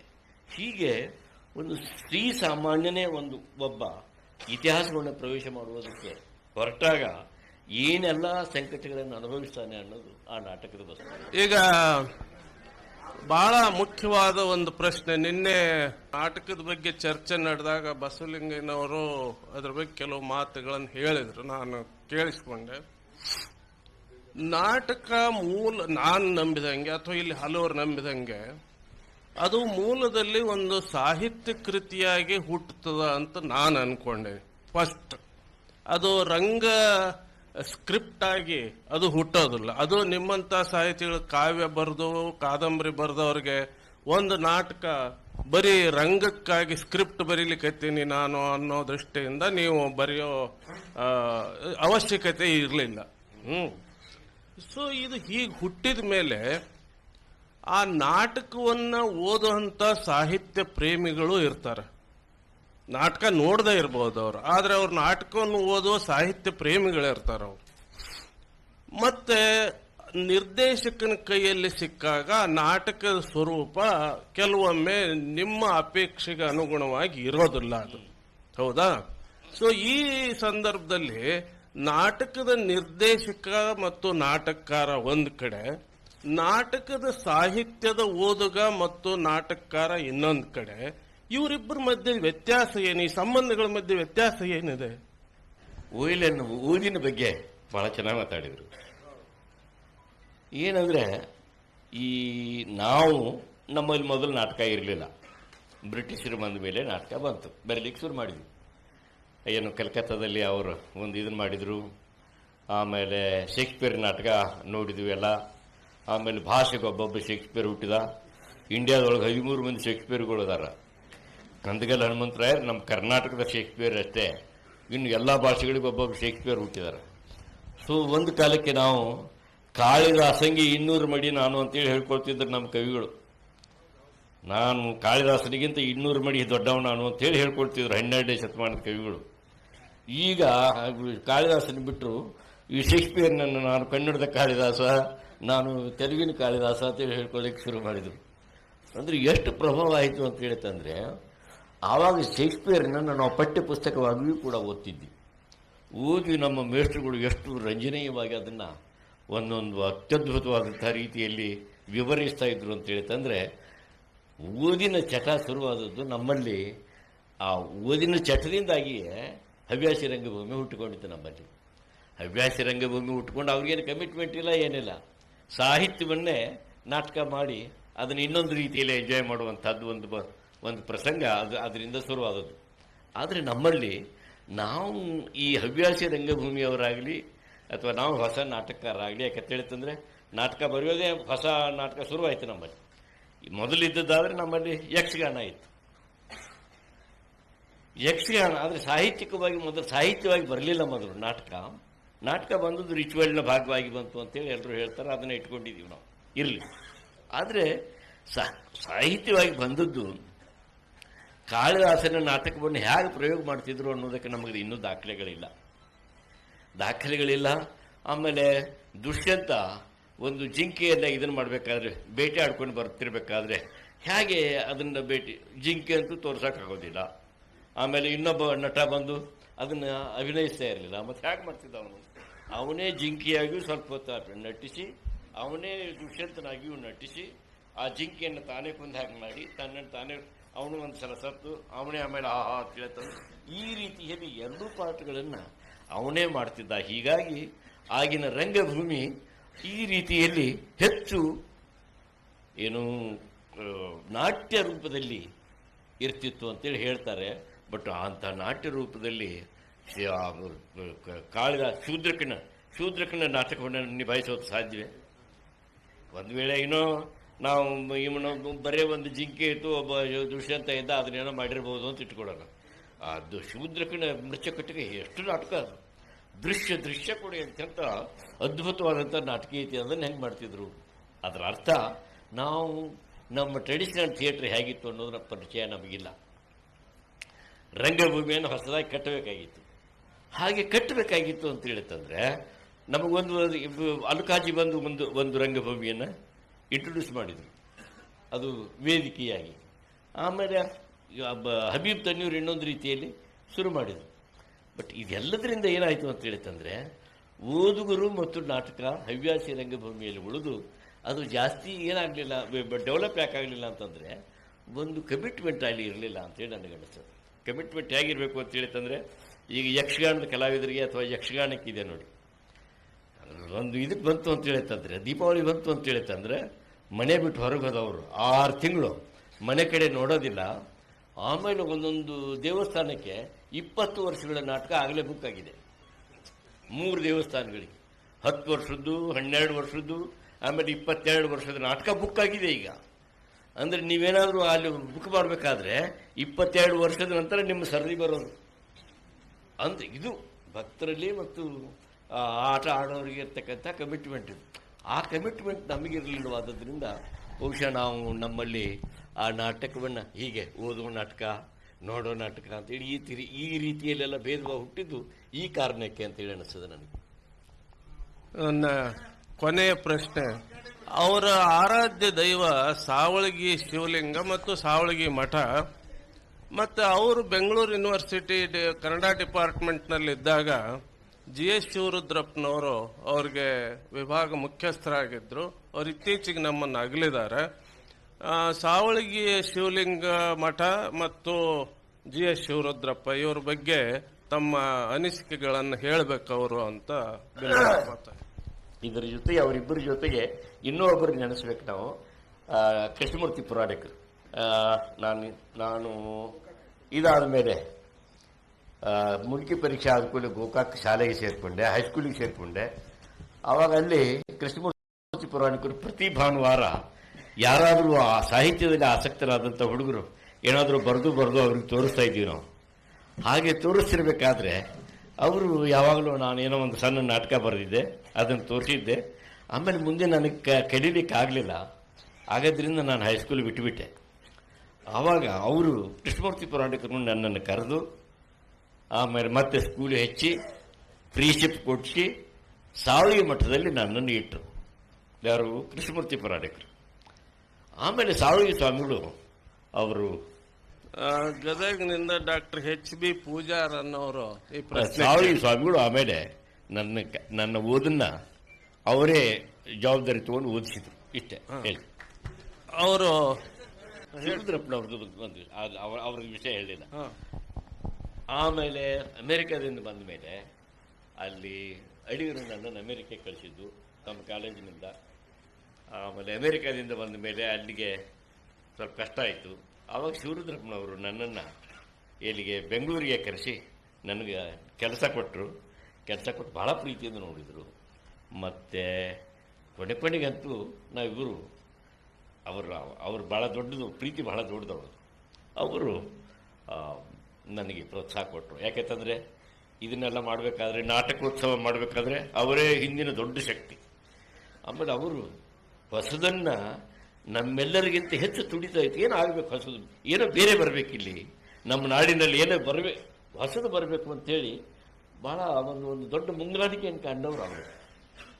ನನಗಿಂತ ಮತ್ತು ಲಂಕೇಶನಿಗಿಂತ ಹೆಚ್ಚು ಅವರು ನಮ್ಮ ಸಿದ್ಧಲಿಂಗನ ಕರೆದ್ರಲ್ಲಿ, ಡಿ ಆರ್ ನಾಗರಾಜನ್ ಕರೆದ್ರು. ಅವ್ರಿಗೆ ಯಾರು ಎಂತೆಂಥವ್ರನ್ನೆಲ್ಲ ಅಲ್ಲಿ ಕರೆದ್ರು. ಎಲ್ಲರೂ ಅವ್ರ ವಿರೋಧಿಗಳು ಮತ್ತೊಂದು ಅರ್ಥದಲ್ಲಿ. ಆದರೆ ನಾವೆಲ್ಲ ನಾವೇನಾದ್ರು ಹೊಸ ಕಲ್ಪನೆ ಮಾಡಿದರೆ ಬಹುಶಃ ಯಾರಿಗೆ ಸಂತೋಷವಾಗ್ತಿತ್ತೋ ಇಲ್ಲೋ ಅತಿ ಸಂತೋಷ ಪಡೋರು GSS.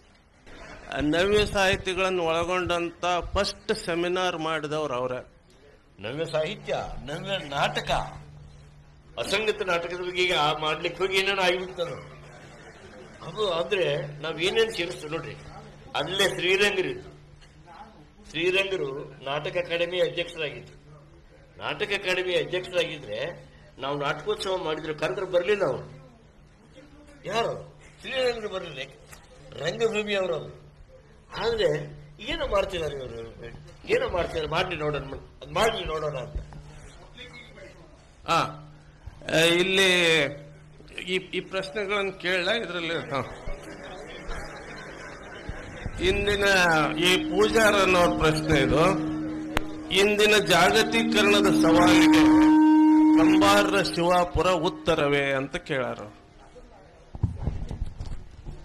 ನಾನು ಹಾಗೆ ತಿಳ್ಕೊಂಡಿದ್ದೇನೆ, ಅದು ಉತ್ತರ ಅಂತ ನಾನು ತಿಳ್ಕೊಂಡಿದ್ದೇನೆ. ಅಂಥದ್ದನ್ನೊಂದು ಕಟ್ಟುವ ಅಗತ್ಯ, ಅಂಥದ್ದೊಂದು ದೇಶವೋ ಶಿವಾಪುರವನ್ನು ಕಟ್ತೀರಿ. ಪ್ರತಿಯೊಬ್ಬರಿಗೂ ಒಂದೊಂದು, ನಮ್ಮ ಅಶೋಕ್ ಹೇಳಿದ ಹಾಗೆ ಯುಟೋಪಿಯಾ ಇರಬೇಕು. ನನಗೊಂದು ಯುಟೋಪಿಯಾ ಇದೆ. ಆಮೇಲೆ ಅದನ್ನು ಪ್ರಾಮಾಣಿಕವಾಗಿ ನಾನು ಪ್ರಯತ್ನ ಮಾಡೋದು ಸಾಧ್ಯ ಅಂತ. ಭಾಗಶಃ ಕೆಲವರು ಮಾಡೋದನ್ನು ನೋಡಿದ್ದೇನೆ ನಾನು.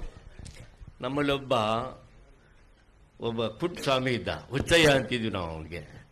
ಅವ್ನು ಏನು ಮಾಡಿದ ಅಂತ ಹೇಳಿತಂದ್ರೆ, ಇದ್ದಕ್ಕಿದ್ದ ಎಲ್ಲಿಂದ ಬಂದ, ಯಾಕೆ ಬಂದ ಅನ್ನೋದು ನನಗೆ ಆಮೇಲೆ ಗೊತ್ತಾಯ್ತು. ನನಗೆ ಯಾಕೆ ಬಂದ ಅನ್ನೋದು ಅದು ಬೇಡ. ಅವನೇನು ಮಾಡಿದ, ಪ್ರತಿ ಸೋಮವಾರ ದಿವಸ ಪ್ರತಿಯೊಂದು ಮನೆಗೆ 2 ಪತ್ರಿ ಎಲೆ ಕೊಟ್ಟು ಬರೋದು. ಆಮೇಲೆ ಪತ್ರಿ ಎಲೆ ಕೊಡ್ಬೇಕಾದ್ರೆ ನಾವು ಪತ್ರಿ ಕೊಟ್ಕೊಂಡೆ ಬುಟ್ಟ್ಯಾಗ ಕೊಡ್ತಿದ್ದವ, ಸಣ್ಣ ಬುಟ್ಟಿ, ಗುಡ್ಬುಟ್ಟ್ಯಾಗ ಅದು ಒಂದು 2 ಪತ್ರಿ ಎಲೆ ಇಟ್ಟು ಕೂಡಲೇ ನಾವು ಒಳಗಡೆ ಹೋಗೋದು, ಚೆಲ್ಲೋದು, ಬಂದು ಅವ್ನಿಗೆ ಮತ್ತೆ ಏನ್ರ ಕೊಡ್ಬೇಕಲ್ಲ ಪಾಪ, ಅಲ್ಲಿಂದ ಇಲ್ಲಿ ಬಂದಿದ್ದಾನೆ ಅಂದಮೇಲೆ ಒಂದಿಷ್ಟು ಜೋಳ ಕೊಡೋದು, ಜೋಳ ಹಾಕಿ ತೊಗೊಂಡು ಬರ್ತಾ ಏನಾಯ್ತು, ಇದು ಹೊಲಿಗೇರಿ ಒಳಗೆ ಬಂತು. ಅವ ಎಲ್ಲಿ ಅವ್ರಿಗೆ ಅಂತೇಳಿ ಭೇದ ಭಾವಿಲ್ಲ, ಒಟ್ಟು ಎಲ್ಲರಿಗೂ ಪತ್ರಿ ಎಲ್ಲ ಕೊಡೋದು. ಆಮೇಲೆ ಯಾರು ನಮ್ಮ ಹರಿಜನರೆಲ್ಲ ಎಂಜೆಂದು ಏನೇನು ಪೂಜೆ ಮಾಡಿದವರು ಅವರು. ಈಗ ಒಂದು ಮಾಡಿರ್ತಾವಲ್ಲ, ಗಾಡಿ ಮಾಡಿದ್ರು, ಆ ಮಾಡದೊಳಗೆ ಒಂದು ಕಲ್ಲಿಟ್ಟು ಅದಕ್ಕೆ 3 ಪಟ್ಟಿ ವಿಭೂತಿ ಹೊಡೆದು ಆ ಪತ್ರಿ ಎಲ್ಲಿ ಅಲ್ಲಿ ಇಡಕ್ಕೆ ಶುರು ಮಾಡಿದ್ರು. ಒಂದೊಂದು ಪ್ರತಿಯೊಂದು ಮನೆಗೆ ಒಬ್ಬೊಬ್ಬ ದೇವ್ರನ್ನ ಮುಗಿಸಿದ ನೋಡಿ. ಅಂದ್ರೆ ಮುಂದೆ ಏನು ಮಾಡಿದ್ರು ಕೂಡ ಅವನ ಹೆಸರಲ್ಲಿ ಆಣಿ ಮಾಡಕ್ಕೆ ಶುರು ಮಾಡಿದ್ರು. ನಮ ಶಿವಾಯ ಸ್ವಾಮಿ ಆಣಿಪ, ನಾ ಹಿಂಗೆಂದು ಮಾಡಿಲ್ಲ ಅಂತೇಳಿ. ಅವ್ನು ನಮ ಶಿವಾಯ ಅಣ್ಣು, ಅವ್ನು ಬಂದು ನಮ ಶಿವಾಯ ಅನ್ನೋನು ಪತ್ರಿಕೆಯಲ್ಲಿ ಕೊಡೋನು, ಅವನ ಹೆಸರೇ ನಮ ಶಿವಾಯ ಅಂತ ಬಿದ್ದುಬಿಟ್ಟು, ನಮ ಶಿವಾಯ ಸ್ವಾಮಿ ನಮ ಶಿವ. ಇದು ಏನೋ ಅವನು ಏನು ದೊಡ್ಡ ಮಹಾತ್ಮ ಗಾಂಧಿ ಅಲ್ಲ, ಆದರೆ ಇಂಥದ್ದೇನೋ ಚೂರು ನಡೀತದ ನೋಡಿ. ಇಂಥದ್ರ ಬಗ್ಗೆ ಎಲ್ಲ ನನಗೆ ಆಸೆ ಇರೋದ್ರಿಂದ ಒಂದು ಶಿವಾಪುರ ಕಟ್ಟೋದು ಸಾಧ್ಯ ಅಂತ ಅನಿಸ್ತದೆ ನನಗೆ. ಅಮರ್ನಾಥ್ ಸಾಗರ್ ಅಂತ ಅವರು ಒಂದು ಪ್ರಶ್ನೆ ಕಳಿಸ್ಯಾರ. ತಮ್ಮ ಹಲವು ಕೃತಿಗಳಲ್ಲಿ ಸೂರ್ಯ ತತ್ವ ಮತ್ತು ಚಂದ್ರ ತತ್ವಗಳನ್ನು ಸಮತೂಗಿಸಲಾಗದ ಸಮಸ್ಯೆ ಕಂಡು ಬರುತ್ತದೆ. ಬೇಂದ್ರೆಯವರ ಹಕ್ಕಿ ಹಾರುತ್ತಿದೆ ನೋಡಿದಿರಾ ಕವನದಲ್ಲಿ ಸೂರ್ಯ ಚಂದ್ರನು ಮಾಡಿದೆ ಕಣ್ಣ ಎಂಬ ಸಾಲಿದೆ. ಈ ಸಮತೂಗಿಸುವ ಪ್ರಶ್ನೆ ಸಾರ್ವತ್ರಿಕವೇ, ವೈಯಕ್ತಿಕವೇ, ಅಥವಾ ಒಂದು ಯುಗದ ಒಂದು ತಲೆಮಾರಿನ ಗ್ರಹಿಕೆಯೇ? ತಿಳಿಸಿರಿ ಅಂತ ಇವ್ರ ಪ್ರಶ್ನೆ ಕೇಳಿ. ಸೂರ್ಯ ತತ್ವ, ಚಂದ್ರ ತತ್ವ ಇವುಗಳನ್ನ ಸಮತೂಗಿಸಲಾಗಿದೆಯೇ ಅನ್ನೋ ಪ್ರಶ್ನೆ ಇಟ್ಟಾರ ಅವರು. ಅದು ಸ್ವಲ್ಪ ನೀವು ಅಧ್ಯಯನ ಮಾಡಿ ನೋಡಿದ್ರೆ ಗೊತ್ತಾಗ್ತದೆ. ಈ ಬಗ್ಗೆ ನಾನು ಅಧ್ಯಯನ ಮಾಡಿದ್ದೀನಿ. ಏನು ಅಂತ ಹೇಳ್ತಂದ್ರೆ ಸೂರ್ಯ ತತ್ವ ಗಂಡಸಿಂದು, ಚಂದ್ರ ತತ್ವ ಹೆಣ್ಮಕ್ಕಳದು. ಅದು ಪ್ರತಿ ತಿಂಗಳು ಅವ್ರ ಬದುಕಿನಲ್ಲಿಯೂ ಕೂಡ ಒಂದು ಯಾವುದೋ ಒಂದು ರೀತಿಯ ಬದಲಾವಣೆಗೆ ಕಾರಣವಾಗ್ತದೆ ಅನ್ನೋದನ್ನು ನಂಬಿದ್ದು ನಾವು. ಇಷ್ಟರ ಜೊತೆಗೆ ಸೂರ್ಯ ತತ್ವ ಒಂದು ತರಹ ಸಾಹಸ ಪ್ರವೃತ್ತಿಯ, ಆಮೇಲೆ ಗಂಡಿನ ಇತಿಹಾಸ ಮಾಡ್ತಕ್ಕಂಥ ಸದ್ಗುಣಗಳ ಜೊತೆಗೆ ಬಂದು ಸಂಬಂಧಪಟ್ಟಿರ್ತಕ್ಕಂಥದ್ದು. ಚಂದ್ರ ತತ್ವ ಪುರಾಣಗಳನ್ನು ಮಾಡ್ತಕ್ಕಂಥ ತತ್ವದ ಜೊತೆಗೆ ಸೃಜನಶೀಲ ಕಲೆಗಳ ಜೊತೆಗೆ ಸಂಬಂಧ ಇರತಕ್ಕಂಥದ್ದು. ಕಲೆ ಯಾವಾಗಲೂ ಪುರಾಣ ಮಾಡ್ತದೆ, ಇತಿಹಾಸ ಮಾಡೋದಿಲ್ಲ. ಕಲೆಗೆ ಯಾವಾಗಲೂ ಇತಿಹಾಸ ಇರೋದಿಲ್ಲ, ಇತಿಹಾಸಕ್ಕೆ ಕಲೆ ಇರೋದಿಲ್ಲ. ಆದ್ದರಿಂದ ಇವುಗಳನ್ನು ಇಟ್ಕೊಂಡೇ ಈ ಶೇಖರ ಸಮೃದ್ಧದಲ್ಲಿ ತಾಯಿ ತತ್ವವನ್ನು ಮುನ್ನೆಲೆಗೆ ತಂದು ಅದಕ್ಕೆ ಪ್ರಯತ್ನ ಮಾಡಿದೆ ನಾನು. ಆಮೇಲೆ ಅದು ಬಹುಶಃ ನಮ್ಮನ್ನು ಕಾಪಾಡ್ತಕ್ಕಂಥ ಒಂದು ತತ್ವವಾಗಿ ಇರ್ತದೆ ಅಂತೇಳಿ ನಾನು ಏನನ್ನು ತಿಳ್ಕೊಂಡಿದ್ದೇನೆ. ಅಧ್ಯಯನ ಮಾಡಿ ನಿಮಗೆ ತಿಳಿಲಿಲ್ಲ ಅಂತ ಹೇಳ್ತಂದ್ರೆ, ಅಥವಾ ನಿಮಗೆ ಅನಿಸಲಿಲ್ಲ ಅಂದ್ರೆ ನಾನು ಏನು ಮಾಡೋಕ್ಕಾಗೋದಿಲ್ಲ. ನಿಮ್ಮ ಬಹುತೇಕ ನಾಟಕ ಕಾವ್ಯಗಳಲ್ಲಿ ಕಾಮ ಪ್ರಧಾನ ಪಾತ್ರವಾಗಿದೆ. ಯಾಕೆ? ನನಗನಿಸದ ಆಗಿಲ್ಲ ಅಂತ. ಸರ್, ನೀವು ಏನು ವಸಾಹತುಶಾಹಿ ವಿರುದ್ಧ ಮಾತಾಡಬೇಕಂತೀರಿ, ವಸಾಹತುಶಾಹಿ ವಿರುದ್ಧ, ಫ್ಯೂಡಲ್ ಸಿಸ್ಟಮ್ ವಿರುದ್ಧ ಮಾತಾಡುವಾಗ ಅದು ದೇಸಾಯಿ ಇರಲಿ, ಅದು ಗೌಡ ಇರಲಿ, ಏನೇ ಇರಲಿ, ಅವ್ರನ್ನ ಹೊಡೆಸೋದಿಲ್ಲ ಬಡಿಸೋದಿಲ್ಲ, ಅವ್ರನ್ನ ಒಂಥರ ಇದು ಮಾಡ್ಬಿಡ್ತಾರೆ ಸರ್. ಅವ್ರನ್ನ ಲೈಂಗಿಕವಾಗಿ ಅಪಮಾನ. ದೇಸಾಯಿ ಅಲ್ಲ, ಒಂದ್ ನಿಮಿಷ, ನಿಮ್ಮ ಹೆಸರು ಹೇಳ್ರಿ. ನಾನು ಅನಿಲ್ ದೇಸಾಯಿ ಅಂತೇನೆ. ನೀವು ಈ ತಂತ್ರ ಕೇಳ್ತಾ ಇದ್ದೀನಿ. ಅವ್ರು ಹೊಡೆಸೋದಿಲ್ಲ ಬಡಿಸೋದಿಲ್ಲ, ಅವ್ರ ಪುರುಷತ್ವವನ್ನು ಕಳೆದು ಬಿಡ್ತೀರಿ. ಅಂದ್ರೆ ಕಾಮದ ಮೂಲಕ ಹೆಚ್ಚು ಪ್ರಭಾವಿಯಾಗಿ ಸೇರಿ ತೀರಿಸ್ಕೋಬಹುದಾ ಅಂತ ನಿಮ್ಮ ವಿಚಾರ? ಅನಿಲ್ ದೇಸಾಯಿರೇ, ನಾನು ದೇಸಾಯಿ ಅಥವಾ ಗೌಡ ಅಂತೀನಿ ಅಂತ ಹೇಳ್ತಂದ್ರೆ ಅದನ್ನ ಆ ಶಕ್ತಿಯನ್ನು ರೂಪಕ ಮಾಡಿ ಏನೋ ಹೇಳ್ತಿರ್ತೀನಿ ಹೊರತು, ಯಾರೋ ಒಬ್ಬ ದೇಸಾಯಿ ಆಗಲಿ ಅಥವಾ ಒಬ್ಬ ಗೌಡ ಆಗಲಿ ನನ್ನ ಗಮನದಲ್ಲಿರೋದಿಲ್ಲ. ನನ್ನ ಗಮನದಲ್ಲಿರೋದು ಅಂದ್ರೆ ಅದು ರೂಪಕ ಅಂತ ಹೇಳಿ ನೀವು ತಿಳ್ಕೋಬೇಕೆ ಹೊರತು ಯಾರು ಖಂಡಿತ ನಿಮ್ಮನ್ನಂತೂ ಅಲ್ಲ.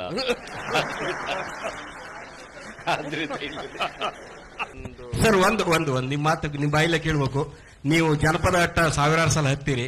ಅದರ ಧಾರವಾಡದ ಅಟ್ಟ ಜಿಬಿ ಮತ್ತು ಕುರ್ತಕೋಟಿಯವ್ರ ಬಗ್ಗೆ, ಧಾರವಾಡದ ಅಟ್ಟ ಗ್ರಂಥಮಾಲ ಜಿಬಿ ಮತ್ತು ಕುರ್ತಕೋಟೆಯವ್ರ ಬಗ್ಗೆ ಕೇಳ್ತಾರ. ಇದು ನಮ್ಮ ಕೇಳ್ಬೇಕು ಸರ್. ನಮ್ಮ ಪ್ರಶ್ನೆಯಲ್ಲಿ ಇತ್ತದು, ಆದ್ರೆ ಇದು ಪ್ರೇಕ್ಷಕರ ಪ್ರಶ್ನೆ ಅಂದಕ್ಕೆ ನಾ ಕಾಪಿ ಮಾಡಿಲ್ಲ. ನಾನು ಹೇಳ್ತೀನಿ. ಜಿವಿ ಮತ್ತು ಕುರ್ತಕೋಟೆಯವ್ರ ಬಗ್ಗೆ, ಅವ್ರ ಬಗ್ಗೆನೂ ಹೇಳಲೇಬೇಕು ನಾನು. ಯಾಕಂತ ಹೇಳಿತಂದ್ರೆ ಅವರು ನಾನು ಬೆಳಗಾವಿ ಲೆಕ್ಚರರ್ ಆಗಿದ್ದೆ. ಆಮೇಲೆ ಅವಾಗ ಹೇಳ್ತೇನೆ ಕೇಳಬಾರ್ದೆ.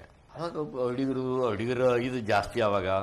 ಆಮೇಲೆ ನಮ್ಮಲ್ಲಿ ನಾಡಿಗರು ಮತ್ತು ಶ್ರೀನಿವಾಸರಾವ್ ಅಂತ ಹೇಳಿ ಮೈಸೂರಿನಿಂದ ಬೆಂಗಳೂರಿನಿಂದ ಬಂದಂಥ ಲೆಕ್ಚರರ್ಸ್ಗಳಿದ್ರು. ಅವರಿಗೆ ಇವರೆಲ್ಲರ ಕಾಟದಿಂದಾಗಿ ಈ ನವ್ಯ ಬಂದು ಅಂಥದ್ರೊಳಗೆ ನಾನು ಇಂಥದ್ದೊಂದು ಲಾವಣಿ ಬರ್ಕೊಂಡು ಕೂತಿದ್ದೀನಿ. ಈ ಲಾವಣಿ ಬರ್ಕೊಂಡು ಕೂತಿರುವಾಗಿದ್ದೀನಿ. ಯಾರು ಇಷ್ಟಪಡ್ತಾರೋ ಇಲ್ಲೋ, ಏನು ಮಾಡೋದು ಅಂತ. ಆದರೆ ನನಗೇನು ನಂಬಿಕೆ ಇತ್ತು ಅಂತಂದ್ರೆ ಎಲ್ರಿಗಿಂತ ನವ್ಯ ನಾನೇ ಅಂತ. ಯಾಕೆಂತಂದ್ರೆ ಕತೆ ಅಂತ ಆ ಕತೆ ಬರೆದಿದ್ದೀನಿ. ಅದು ನನ್ನ ಹಳ್ಳಿ ಕತೆ, ನಮ್ಮಳ್ಳಿನ ನಾನು ಪ್ರೆಸೆಂಟ್ ಟೆನ್ಸ್ನಲ್ಲಿ ಅನುಭವಿಸಿದಂಥ ಕತೆ ಅದು. ಹೀಗಾಗಿ ಏನಾಗ್ತದೆ ನೋಡೋಣ ಅಂತೇಳಿ ಅಂದ್ಕೊಂಡ್ಬಿಟ್ಟು ಆವಾಗ ಆ ಬರೆದ ಒಂದು ನೋಟ್ಬುಕ್ಕನ್ನು ಹೋದಲ್ಲೆಲ್ಲ ಹಿಡ್ಕೊಂಡು ಹೋಗ್ತಿದ್ದೆ. ಹಂಗೆ ಇಲ್ಲಿ ಬಂದಾಗ ಲಿಂಗರಾಜ್ ಕಾಲೇಜಿನೊಳಗೆ ಲೆಕ್ಚರರ್ ಇದ್ನಲ್ಲ, ಆವಾಗ ಇಲ್ಲಿ ಯೂನಿವರ್ಸಿಟಿಗೆ ಹೋಗಬೇಕಾಗಿತ್ತು. ಹೋಗೋ ಸಂದರ್ಭದೊಳಗೆ ಇಲ್ಲಿ ಅಟ್ಟಕ್ಕೆ ಹೋದೆ. ಆಮೇಲೆ ಕುರ್ತಕೋಟಿಯವ್ರು ಬಂದಿರಲಿಲ್ಲ. ಆಮೇಲೆ ಹಾಗಿದ್ರೆ ಅವರು 4 ಗಂಟೆಗೆ ಬರ್ತಾರ ಅಂತ ಹೇಳಿದರು. ನಾನು ಆ ಚೀಲ ಅಲ್ಲೇ ಇಟ್ಟು ಯೂನಿವರ್ಸಿಟಿಗೆ ಹೋದೆ. ನಂದು ಏನೇನೋ ಕೆಲಸ ಇತ್ತು. 4 ಗಂಟೆಗೆ ಬಂದೆ. ಕುರ್ತಕೋಟಿಯವ್ರು ಬಂದಿದ್ರು ಅಷ್ಟೇ ಅಲ್ಲ, ಆ ಚೀಲದೊಳಗಿನ ಆ ಪುಸ್ತಕ ಇದು ಹೇಳ್ತೀನಿ ತೆಗೆದು ಓದಿಬಿಟ್ಟಿದ್ರು ಅವರು. ಓದಿ ಅದನ್ನ 1-2-3 ಮುಂದೆ ಕೂತ್ಕೊಂಡು ಹಾಡ್ತಿದ್ರು. ಕುರ್ತಕೋಟಿಯವರು ಸಂಗೀತ ಕಚೇರಿ ಎಷ್ಟು ಮಂದಿ ಕೇಳಿದಾರೋ ಗೊತ್ತಿಲ್ಲ ನನಗೆ. ಅವ್ರಿಗೆ ಎಷ್ಟು ಭಯಾನಕವಾಗಿ ಹಾಡ್ತಿದ್ರು ಅಂತ ಹೇಳಿದ್ರೆ, ಅದು ಪಾಪ ಅವ್ರು ಹ್ಯಾಗೆ ಕತ್ತು ಹಾಕ್ತಿದ್ರು, ಇವ್ರು ಹೇಗೆ ಓದ್ತಿದ್ರು. ಸರ್ ಹಂಗಲ್ರಿ ಅದು ಹಾಡೋದು, ಅದು ಬೇರೆ ರೀತಿ ರೀ ಅಂತದ್ದು.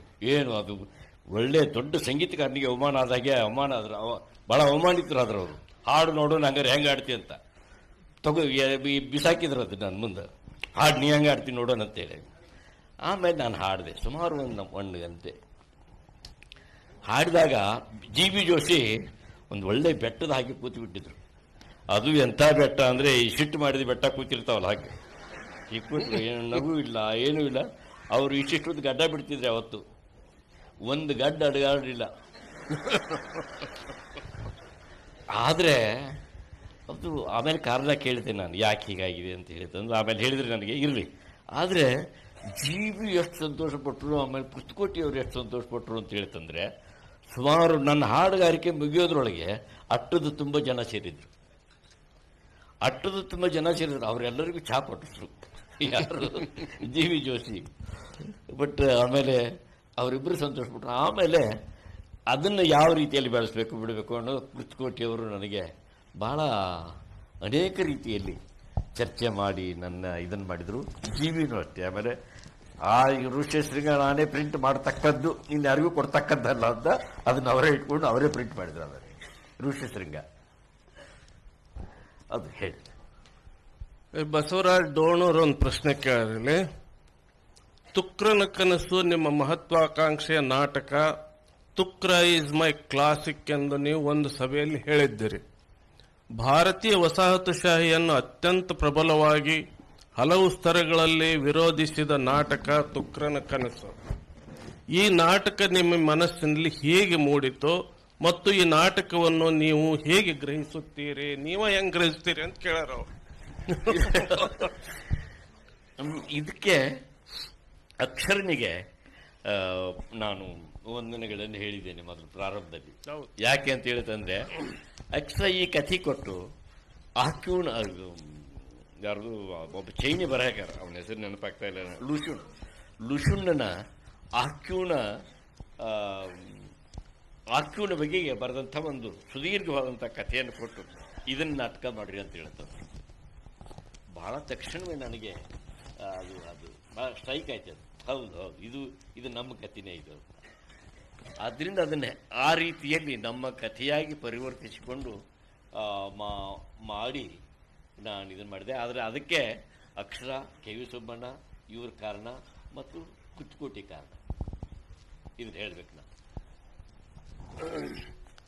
ಈ ಹಂಪಿ ವಿಶ್ವವಿದ್ಯಾನಿಲಯ ನಿಮ್ಮ ಕನಸಿನ ಹಾಗೆ ಈಗ ನಡೀತಾ ಇದೆಯಾ ಅಂತ ಸುದೀಪ್ BS ಅನ್ನೋ ಪ್ರಶ್ನೆ ಕೇಳ. ನಮ್ಮ ದೇಶ ನಮ್ಮ ಕಲಬುರ್ಗಿ ಅವ್ರು ಹೇಳಿದ್ರಲ್ಲ ಏನೇನಾಗಿದೆ ಬೆಳಿಗ್ಗೆ ಹೇಳಿದ್ರಲ್ಲ ಅದೇ. ಯಾಕೆ ಹೇಳಿತಂದ್ರೆ ಹಂಪಿ ಯೂನಿವರ್ಸಿಟಿಯಾಗ ಅಷ್ಟೇ ಅಲ್ಲ, ನಮ್ಮ ಇಂಡಿಯಾದ ಯಾವ ಯೂನಿವರ್ಸಿಟಿ ಒಳಗೂ ಕೆಲಸಗಳಾಗ್ತಾ ಇಲ್ಲ, ಏನು ಕೆಲಸಗಳಾಗ್ತಾ ಇಲ್ಲ. ಏನಾರು ಆಗ್ತಿದ್ರೆ ಏನ್ರಿ ನರಳಿ ಹೇಳ್ರಿಪ್ಪ ನೋಡೋಣ. ಏನು ಕೆಲಸಗಳಾಗ್ತಾ ಇಲ್ಲ ನಮ್ಮಲ್ಲಿ. ಇಷ್ಟು ವರ್ಷಕ್ಕೆ ಸುಮಾರು ಒಂದು 200-300 ಥೀಸಿಸ್ಗಳು ಬರ್ತವೆ. ಒಬ್ಬರು ತಮ್ಮ ಥೀಸಿಸನ್ನು ಒಂದು ಸಲವೂ ಕೂಡ ಓದೋದಿಲ್ಲ ತಮ್ಮ ಜೀವಮಾನದಲ್ಲಿ. ಮತ್ತೆ ಯಾಕೆ ಬರೀಬೇಕು ಅಲ್ಲ? ತಮ್ಮ ಥೀಸಿಸ್ ತಾವ ಓದೋದಿಲ್ಲ ರೀ ಇನ್ನೊಂದ್ಸಲ ಜೀವನದಲ್ಲಿ. ಅಂದ್ರೆ ಇಷ್ಟು ನಿರುಪಯುಕ್ತವಾದಂಥ ರದ್ದಿ ಬರೆಯೋದಕ್ಕೆ ಅವ್ರಿಗೆ ಪಗಾರ ಕೊಡೋದೇನು, ಅವ್ರಿಗೆ ಎಷ್ಟು ನ್ಯಾಷನಲ್ ವೇಸ್ಟ್, ತಾವು ಓದೋದಿಲ್ಲ ಅಂತಂದ್ರೆ ಯಾರಿಗೂ ಉಪಯೋಗ ಆಗಬೇಕದು. ಇದು ಒಂದು. ಎರಡನೇದು, ಆವಾಗ ನಮಗೇನು ಅನಿಸ್ತು ಅಂತ ಹೇಳ್ತಂದ್ರೆ, ನಾವು ಏನಾದರೂ ನಮ್ಮಲ್ಲಿ ಒಂದನೇದಾಗಿ ಹಂಪಿ ಯೂನಿವರ್ಸಿಟಿ, ನನ್ನ ಸ್ನೇಹಿತರಿದ್ದಾರೆ ಇಲ್ಲೇ, ನಮ್ಮ ವಿವೇಕ್ ರೈ ಇದ್ದಾರೆ ಮತ್ತು ನಮ್ಮ ಕಲಬುರ್ಗಿ ಅವರಿದ್ದಾರೆ, ಅವ್ರಿಗೂ ಎಲ್ಲ ಗೊತ್ತಿದೆ ಇದು ಏನು ಅಂದ್ರೆ ನಾವು ಇದು ಉಪಯುಕ್ತವಾದಂಥ ತಿಳುವಳಿಕೆ ಇಲ್ಲಿ ಹುಟ್ಟಬೇಕು. ಯಾವ ತಿಳುವಳಿಕೆ ಅಂತ ಹೇಳ್ತಂದ್ರೆ ನಮ್ಮ ಅಗತ್ಯಗಳನ್ನು ಪೂರೈಸತಕ್ಕಂಥ ತಿಳುವಳಿಕೆ ಹುಟ್ಟಬೇಕು, ವಿದ್ಯೆಗಳು ಹೊಸದಾಗಿ ಹುಟ್ಟಬೇಕು. ಈಗ ನೋಡ್ರಿ, ಒಂದು 100ಕ್ಕಿಂತ ಹೆಚ್ಚು ಕೃಷಿ ವಿಶ್ವವಿದ್ಯಾಲಯಗಳಿದ್ದಾವೆ ನಮ್ಮ ದೇಶದಲ್ಲಿ. ಅಂದರೆ ಆ ತೆಂಗಿಗೆ ನುಸಿ ಹುಟ್ಟಿದೆ. ಆ ನುಸಿ ಏನು ದೊಡ್ಡದೇನ್ರಿ? ಆ ನುಸಿ ಒಂದು ಔಷಧಿ ಕಂಡು ಹಿಡಿಲಿಕ್ಕಾಗಿಲ್ಲ 100 ವಿಶ್ವವಿದ್ಯಾಲಯಗಳಿಂದ.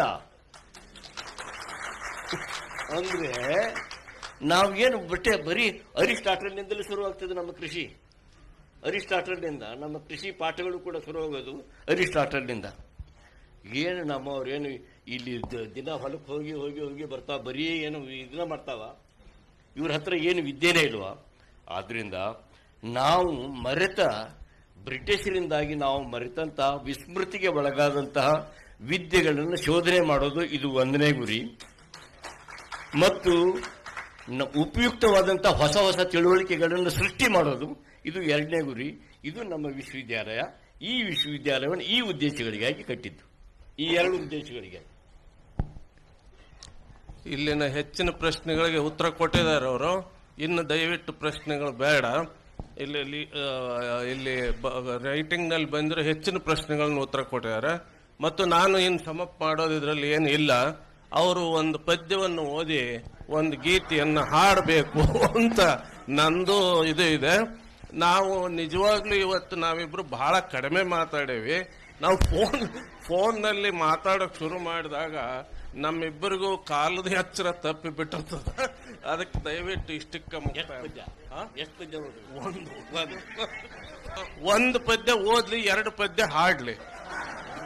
ಸೆಂಟ್ರಲ್ ಯೂನಿವರ್ಸಿಟಿ ವಿದ್ಯಾರ್ಥಿಗಳು ಸರ್, ನಾವೊಂದು ಕ್ವಶನ್ ಕೊಟ್ಟಿದ್ದೀವಿ ಸರ್, 2-3 ಸರಿ ಆಯ್ತು, ಅದು ಪ್ರಸ್ತಾಪ ಮಾಡಿ ಇಲ್ಲ.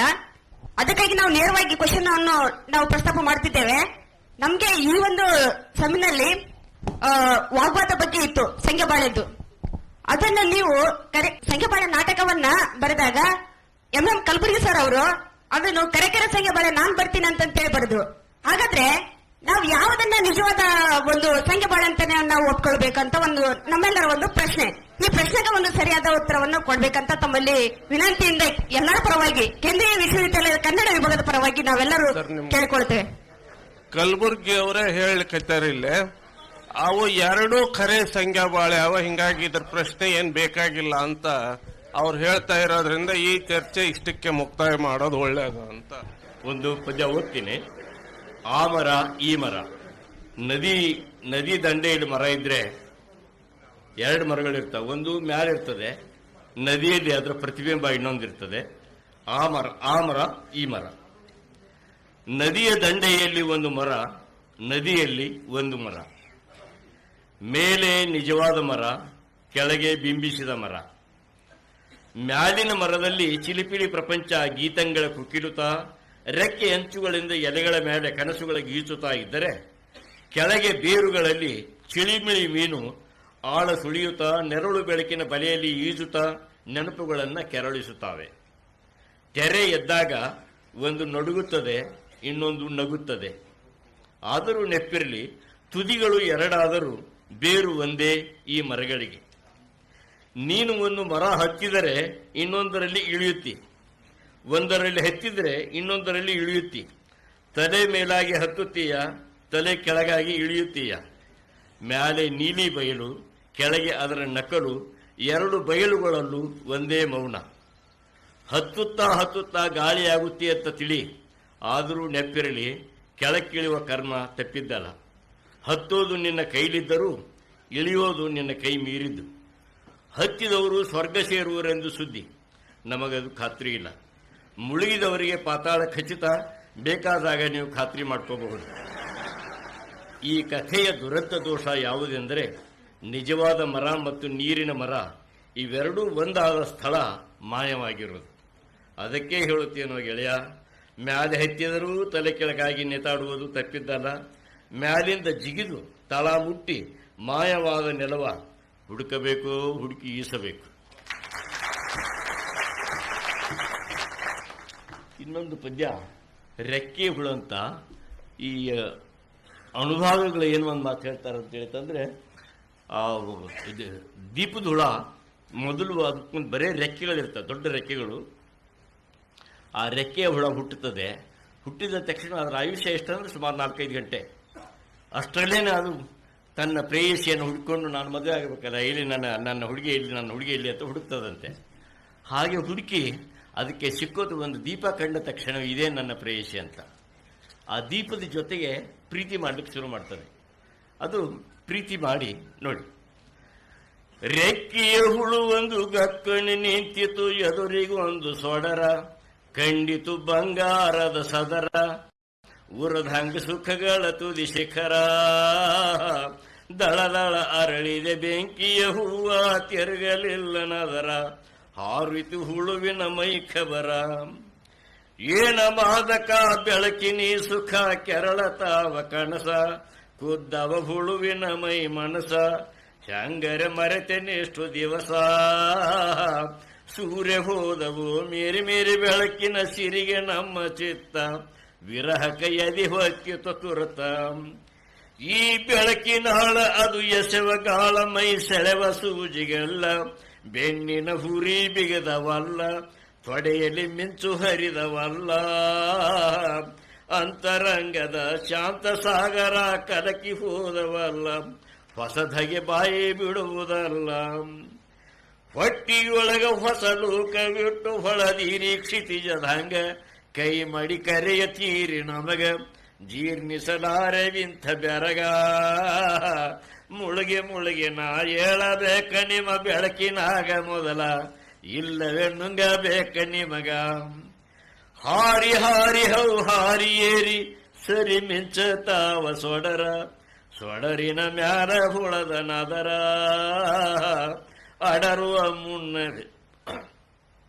ಅಡರುವ ಮುನ್ನವೇ ರೆಕ್ಕಿ ಸುಟ್ಟವು ಹುಳ ಬಿತ್ತೋ ಕಳಚಿ, ಒಳಗಿನ ದೀಪ ಬಂತು ಬೆಳಗಿ.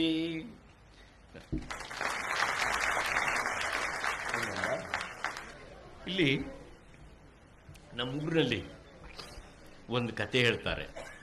ಒಬ್ಬ ಬೆಸ್ತರು ಹುಡುಗ ಇದ್ದ. ಬೆಸ್ತರು ಹುಡುಗ ಬಹಳ ಚಿಕ್ಕ ವಯಸ್ಸಿನಲ್ಲೇನೆ ಬೇಟೆ ಆಡಲಿಕ್ಕೆ ಭಾರಿ ದೊಡ್ಡ ದೊಡ್ಡ ಮೀನುಗಳನ್ನು ಹಿಡಿದಾಕ್ತಿದ್ದ. ಮತ್ತೆ ಆ ರೀತಿಯಲ್ಲಿ ಅವನು ಖ್ಯಾತಿ ಪಡೆದಿದ್ದ. ಮತ್ತು ಅವನು ಭಾರಿ ತನ್ನ ಅಮ್ಮನ ಮುಂದೆ ನಾನು ಅಂಥ ಮೀನು ಹಿಡಿದೆ ಇಂಥ ಮೀನು ಹಿಡಿದೆ ಅಂತೇಳಿ ಜಬ್ಬ ಕಚ್ಕೋತಿದ್ದ.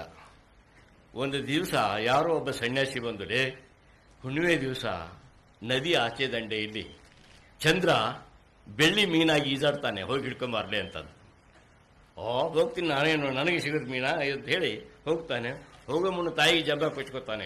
ಏನು ಚಂದ್ರ ಈಸ್ತಾನೆ ಅಂತಂದ್ರೆ ಚಂದ್ರನ ಜೊತೆಗೆ ನಾನು ಏನೇನು ತರ್ತಾ ಇದ್ದೀನಿ ನೋಡ್ಕೋ, ಹುಷಾರು, ನಾನು ಅದನ್ನು ತರ್ತೀನಿ ಇದನ್ನು ತರ್ತೀನಿ ಅಂತ ಹೇಳಿ ಜಬ್ಬ ಕಚ್ಕೊಂಡು ಹೋಗ್ತಾನೆ. ಅದು ವಾಪಸ್ ಬರುವಾಗ ಬರೀ ಅವನ ಬಲಿ ತೇಲಿ ಬರ್ತದೆ, ಅವನ ಹುಟ್ಟು ತೇಲಿ ಬರ್ತದೆ, ಅವನ ಗಂಗಾಳ ತೇಲಿ ಬರ್ತದೆ, ಆಮೇಲೆ ಎಲ್ಲ ಅವನ ಶರ್ಟ್ ಎಲ್ಲ ತೇಲಿ ಬರ್ತದೆ. ಆ ಹುಡುಗ ಬರೋದಿಲ್ಲ. ಆವಾಗ ಅವ್ರ ತಾಯಿ ಹೇಳ್ತಾಳೆ, ಇದು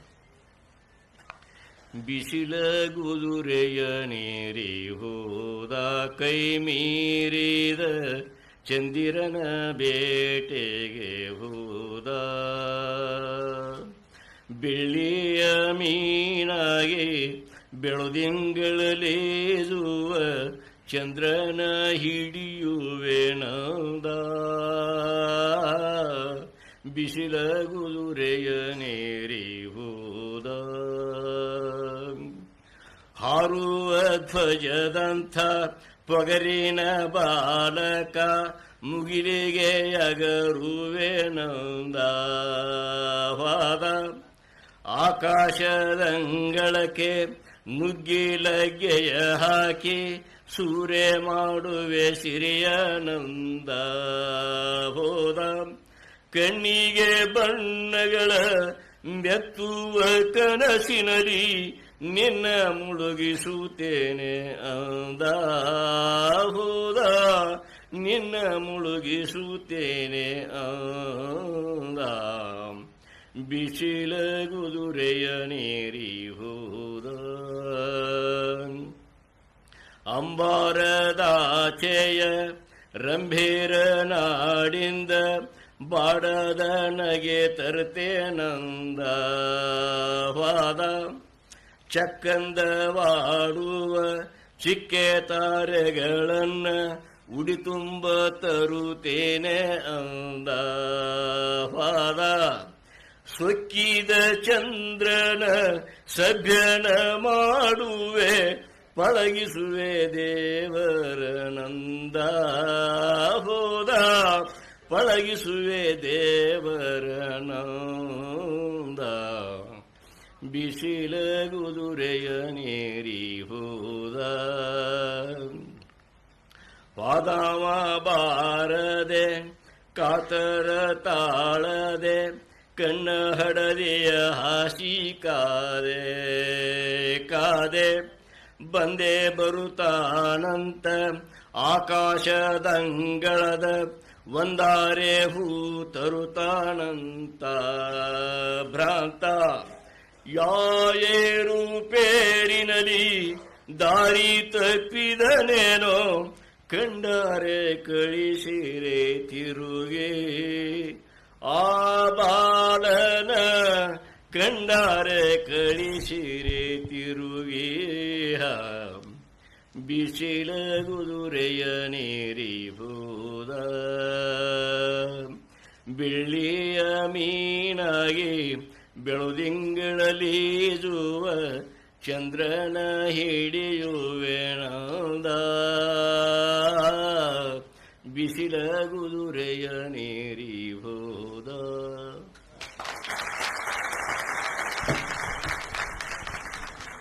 ಕಂಬಾರರಿಗೆ ಮತ್ತು ತಮಗೆಲ್ಲ ಧನ್ಯವಾದಗಳು. ಈ ಕಾರ್ಯಕ್ರಮವನ್ನು ಇಲ್ಲಿಗೆ ಮುಗಿಸ್ತೀವಿ.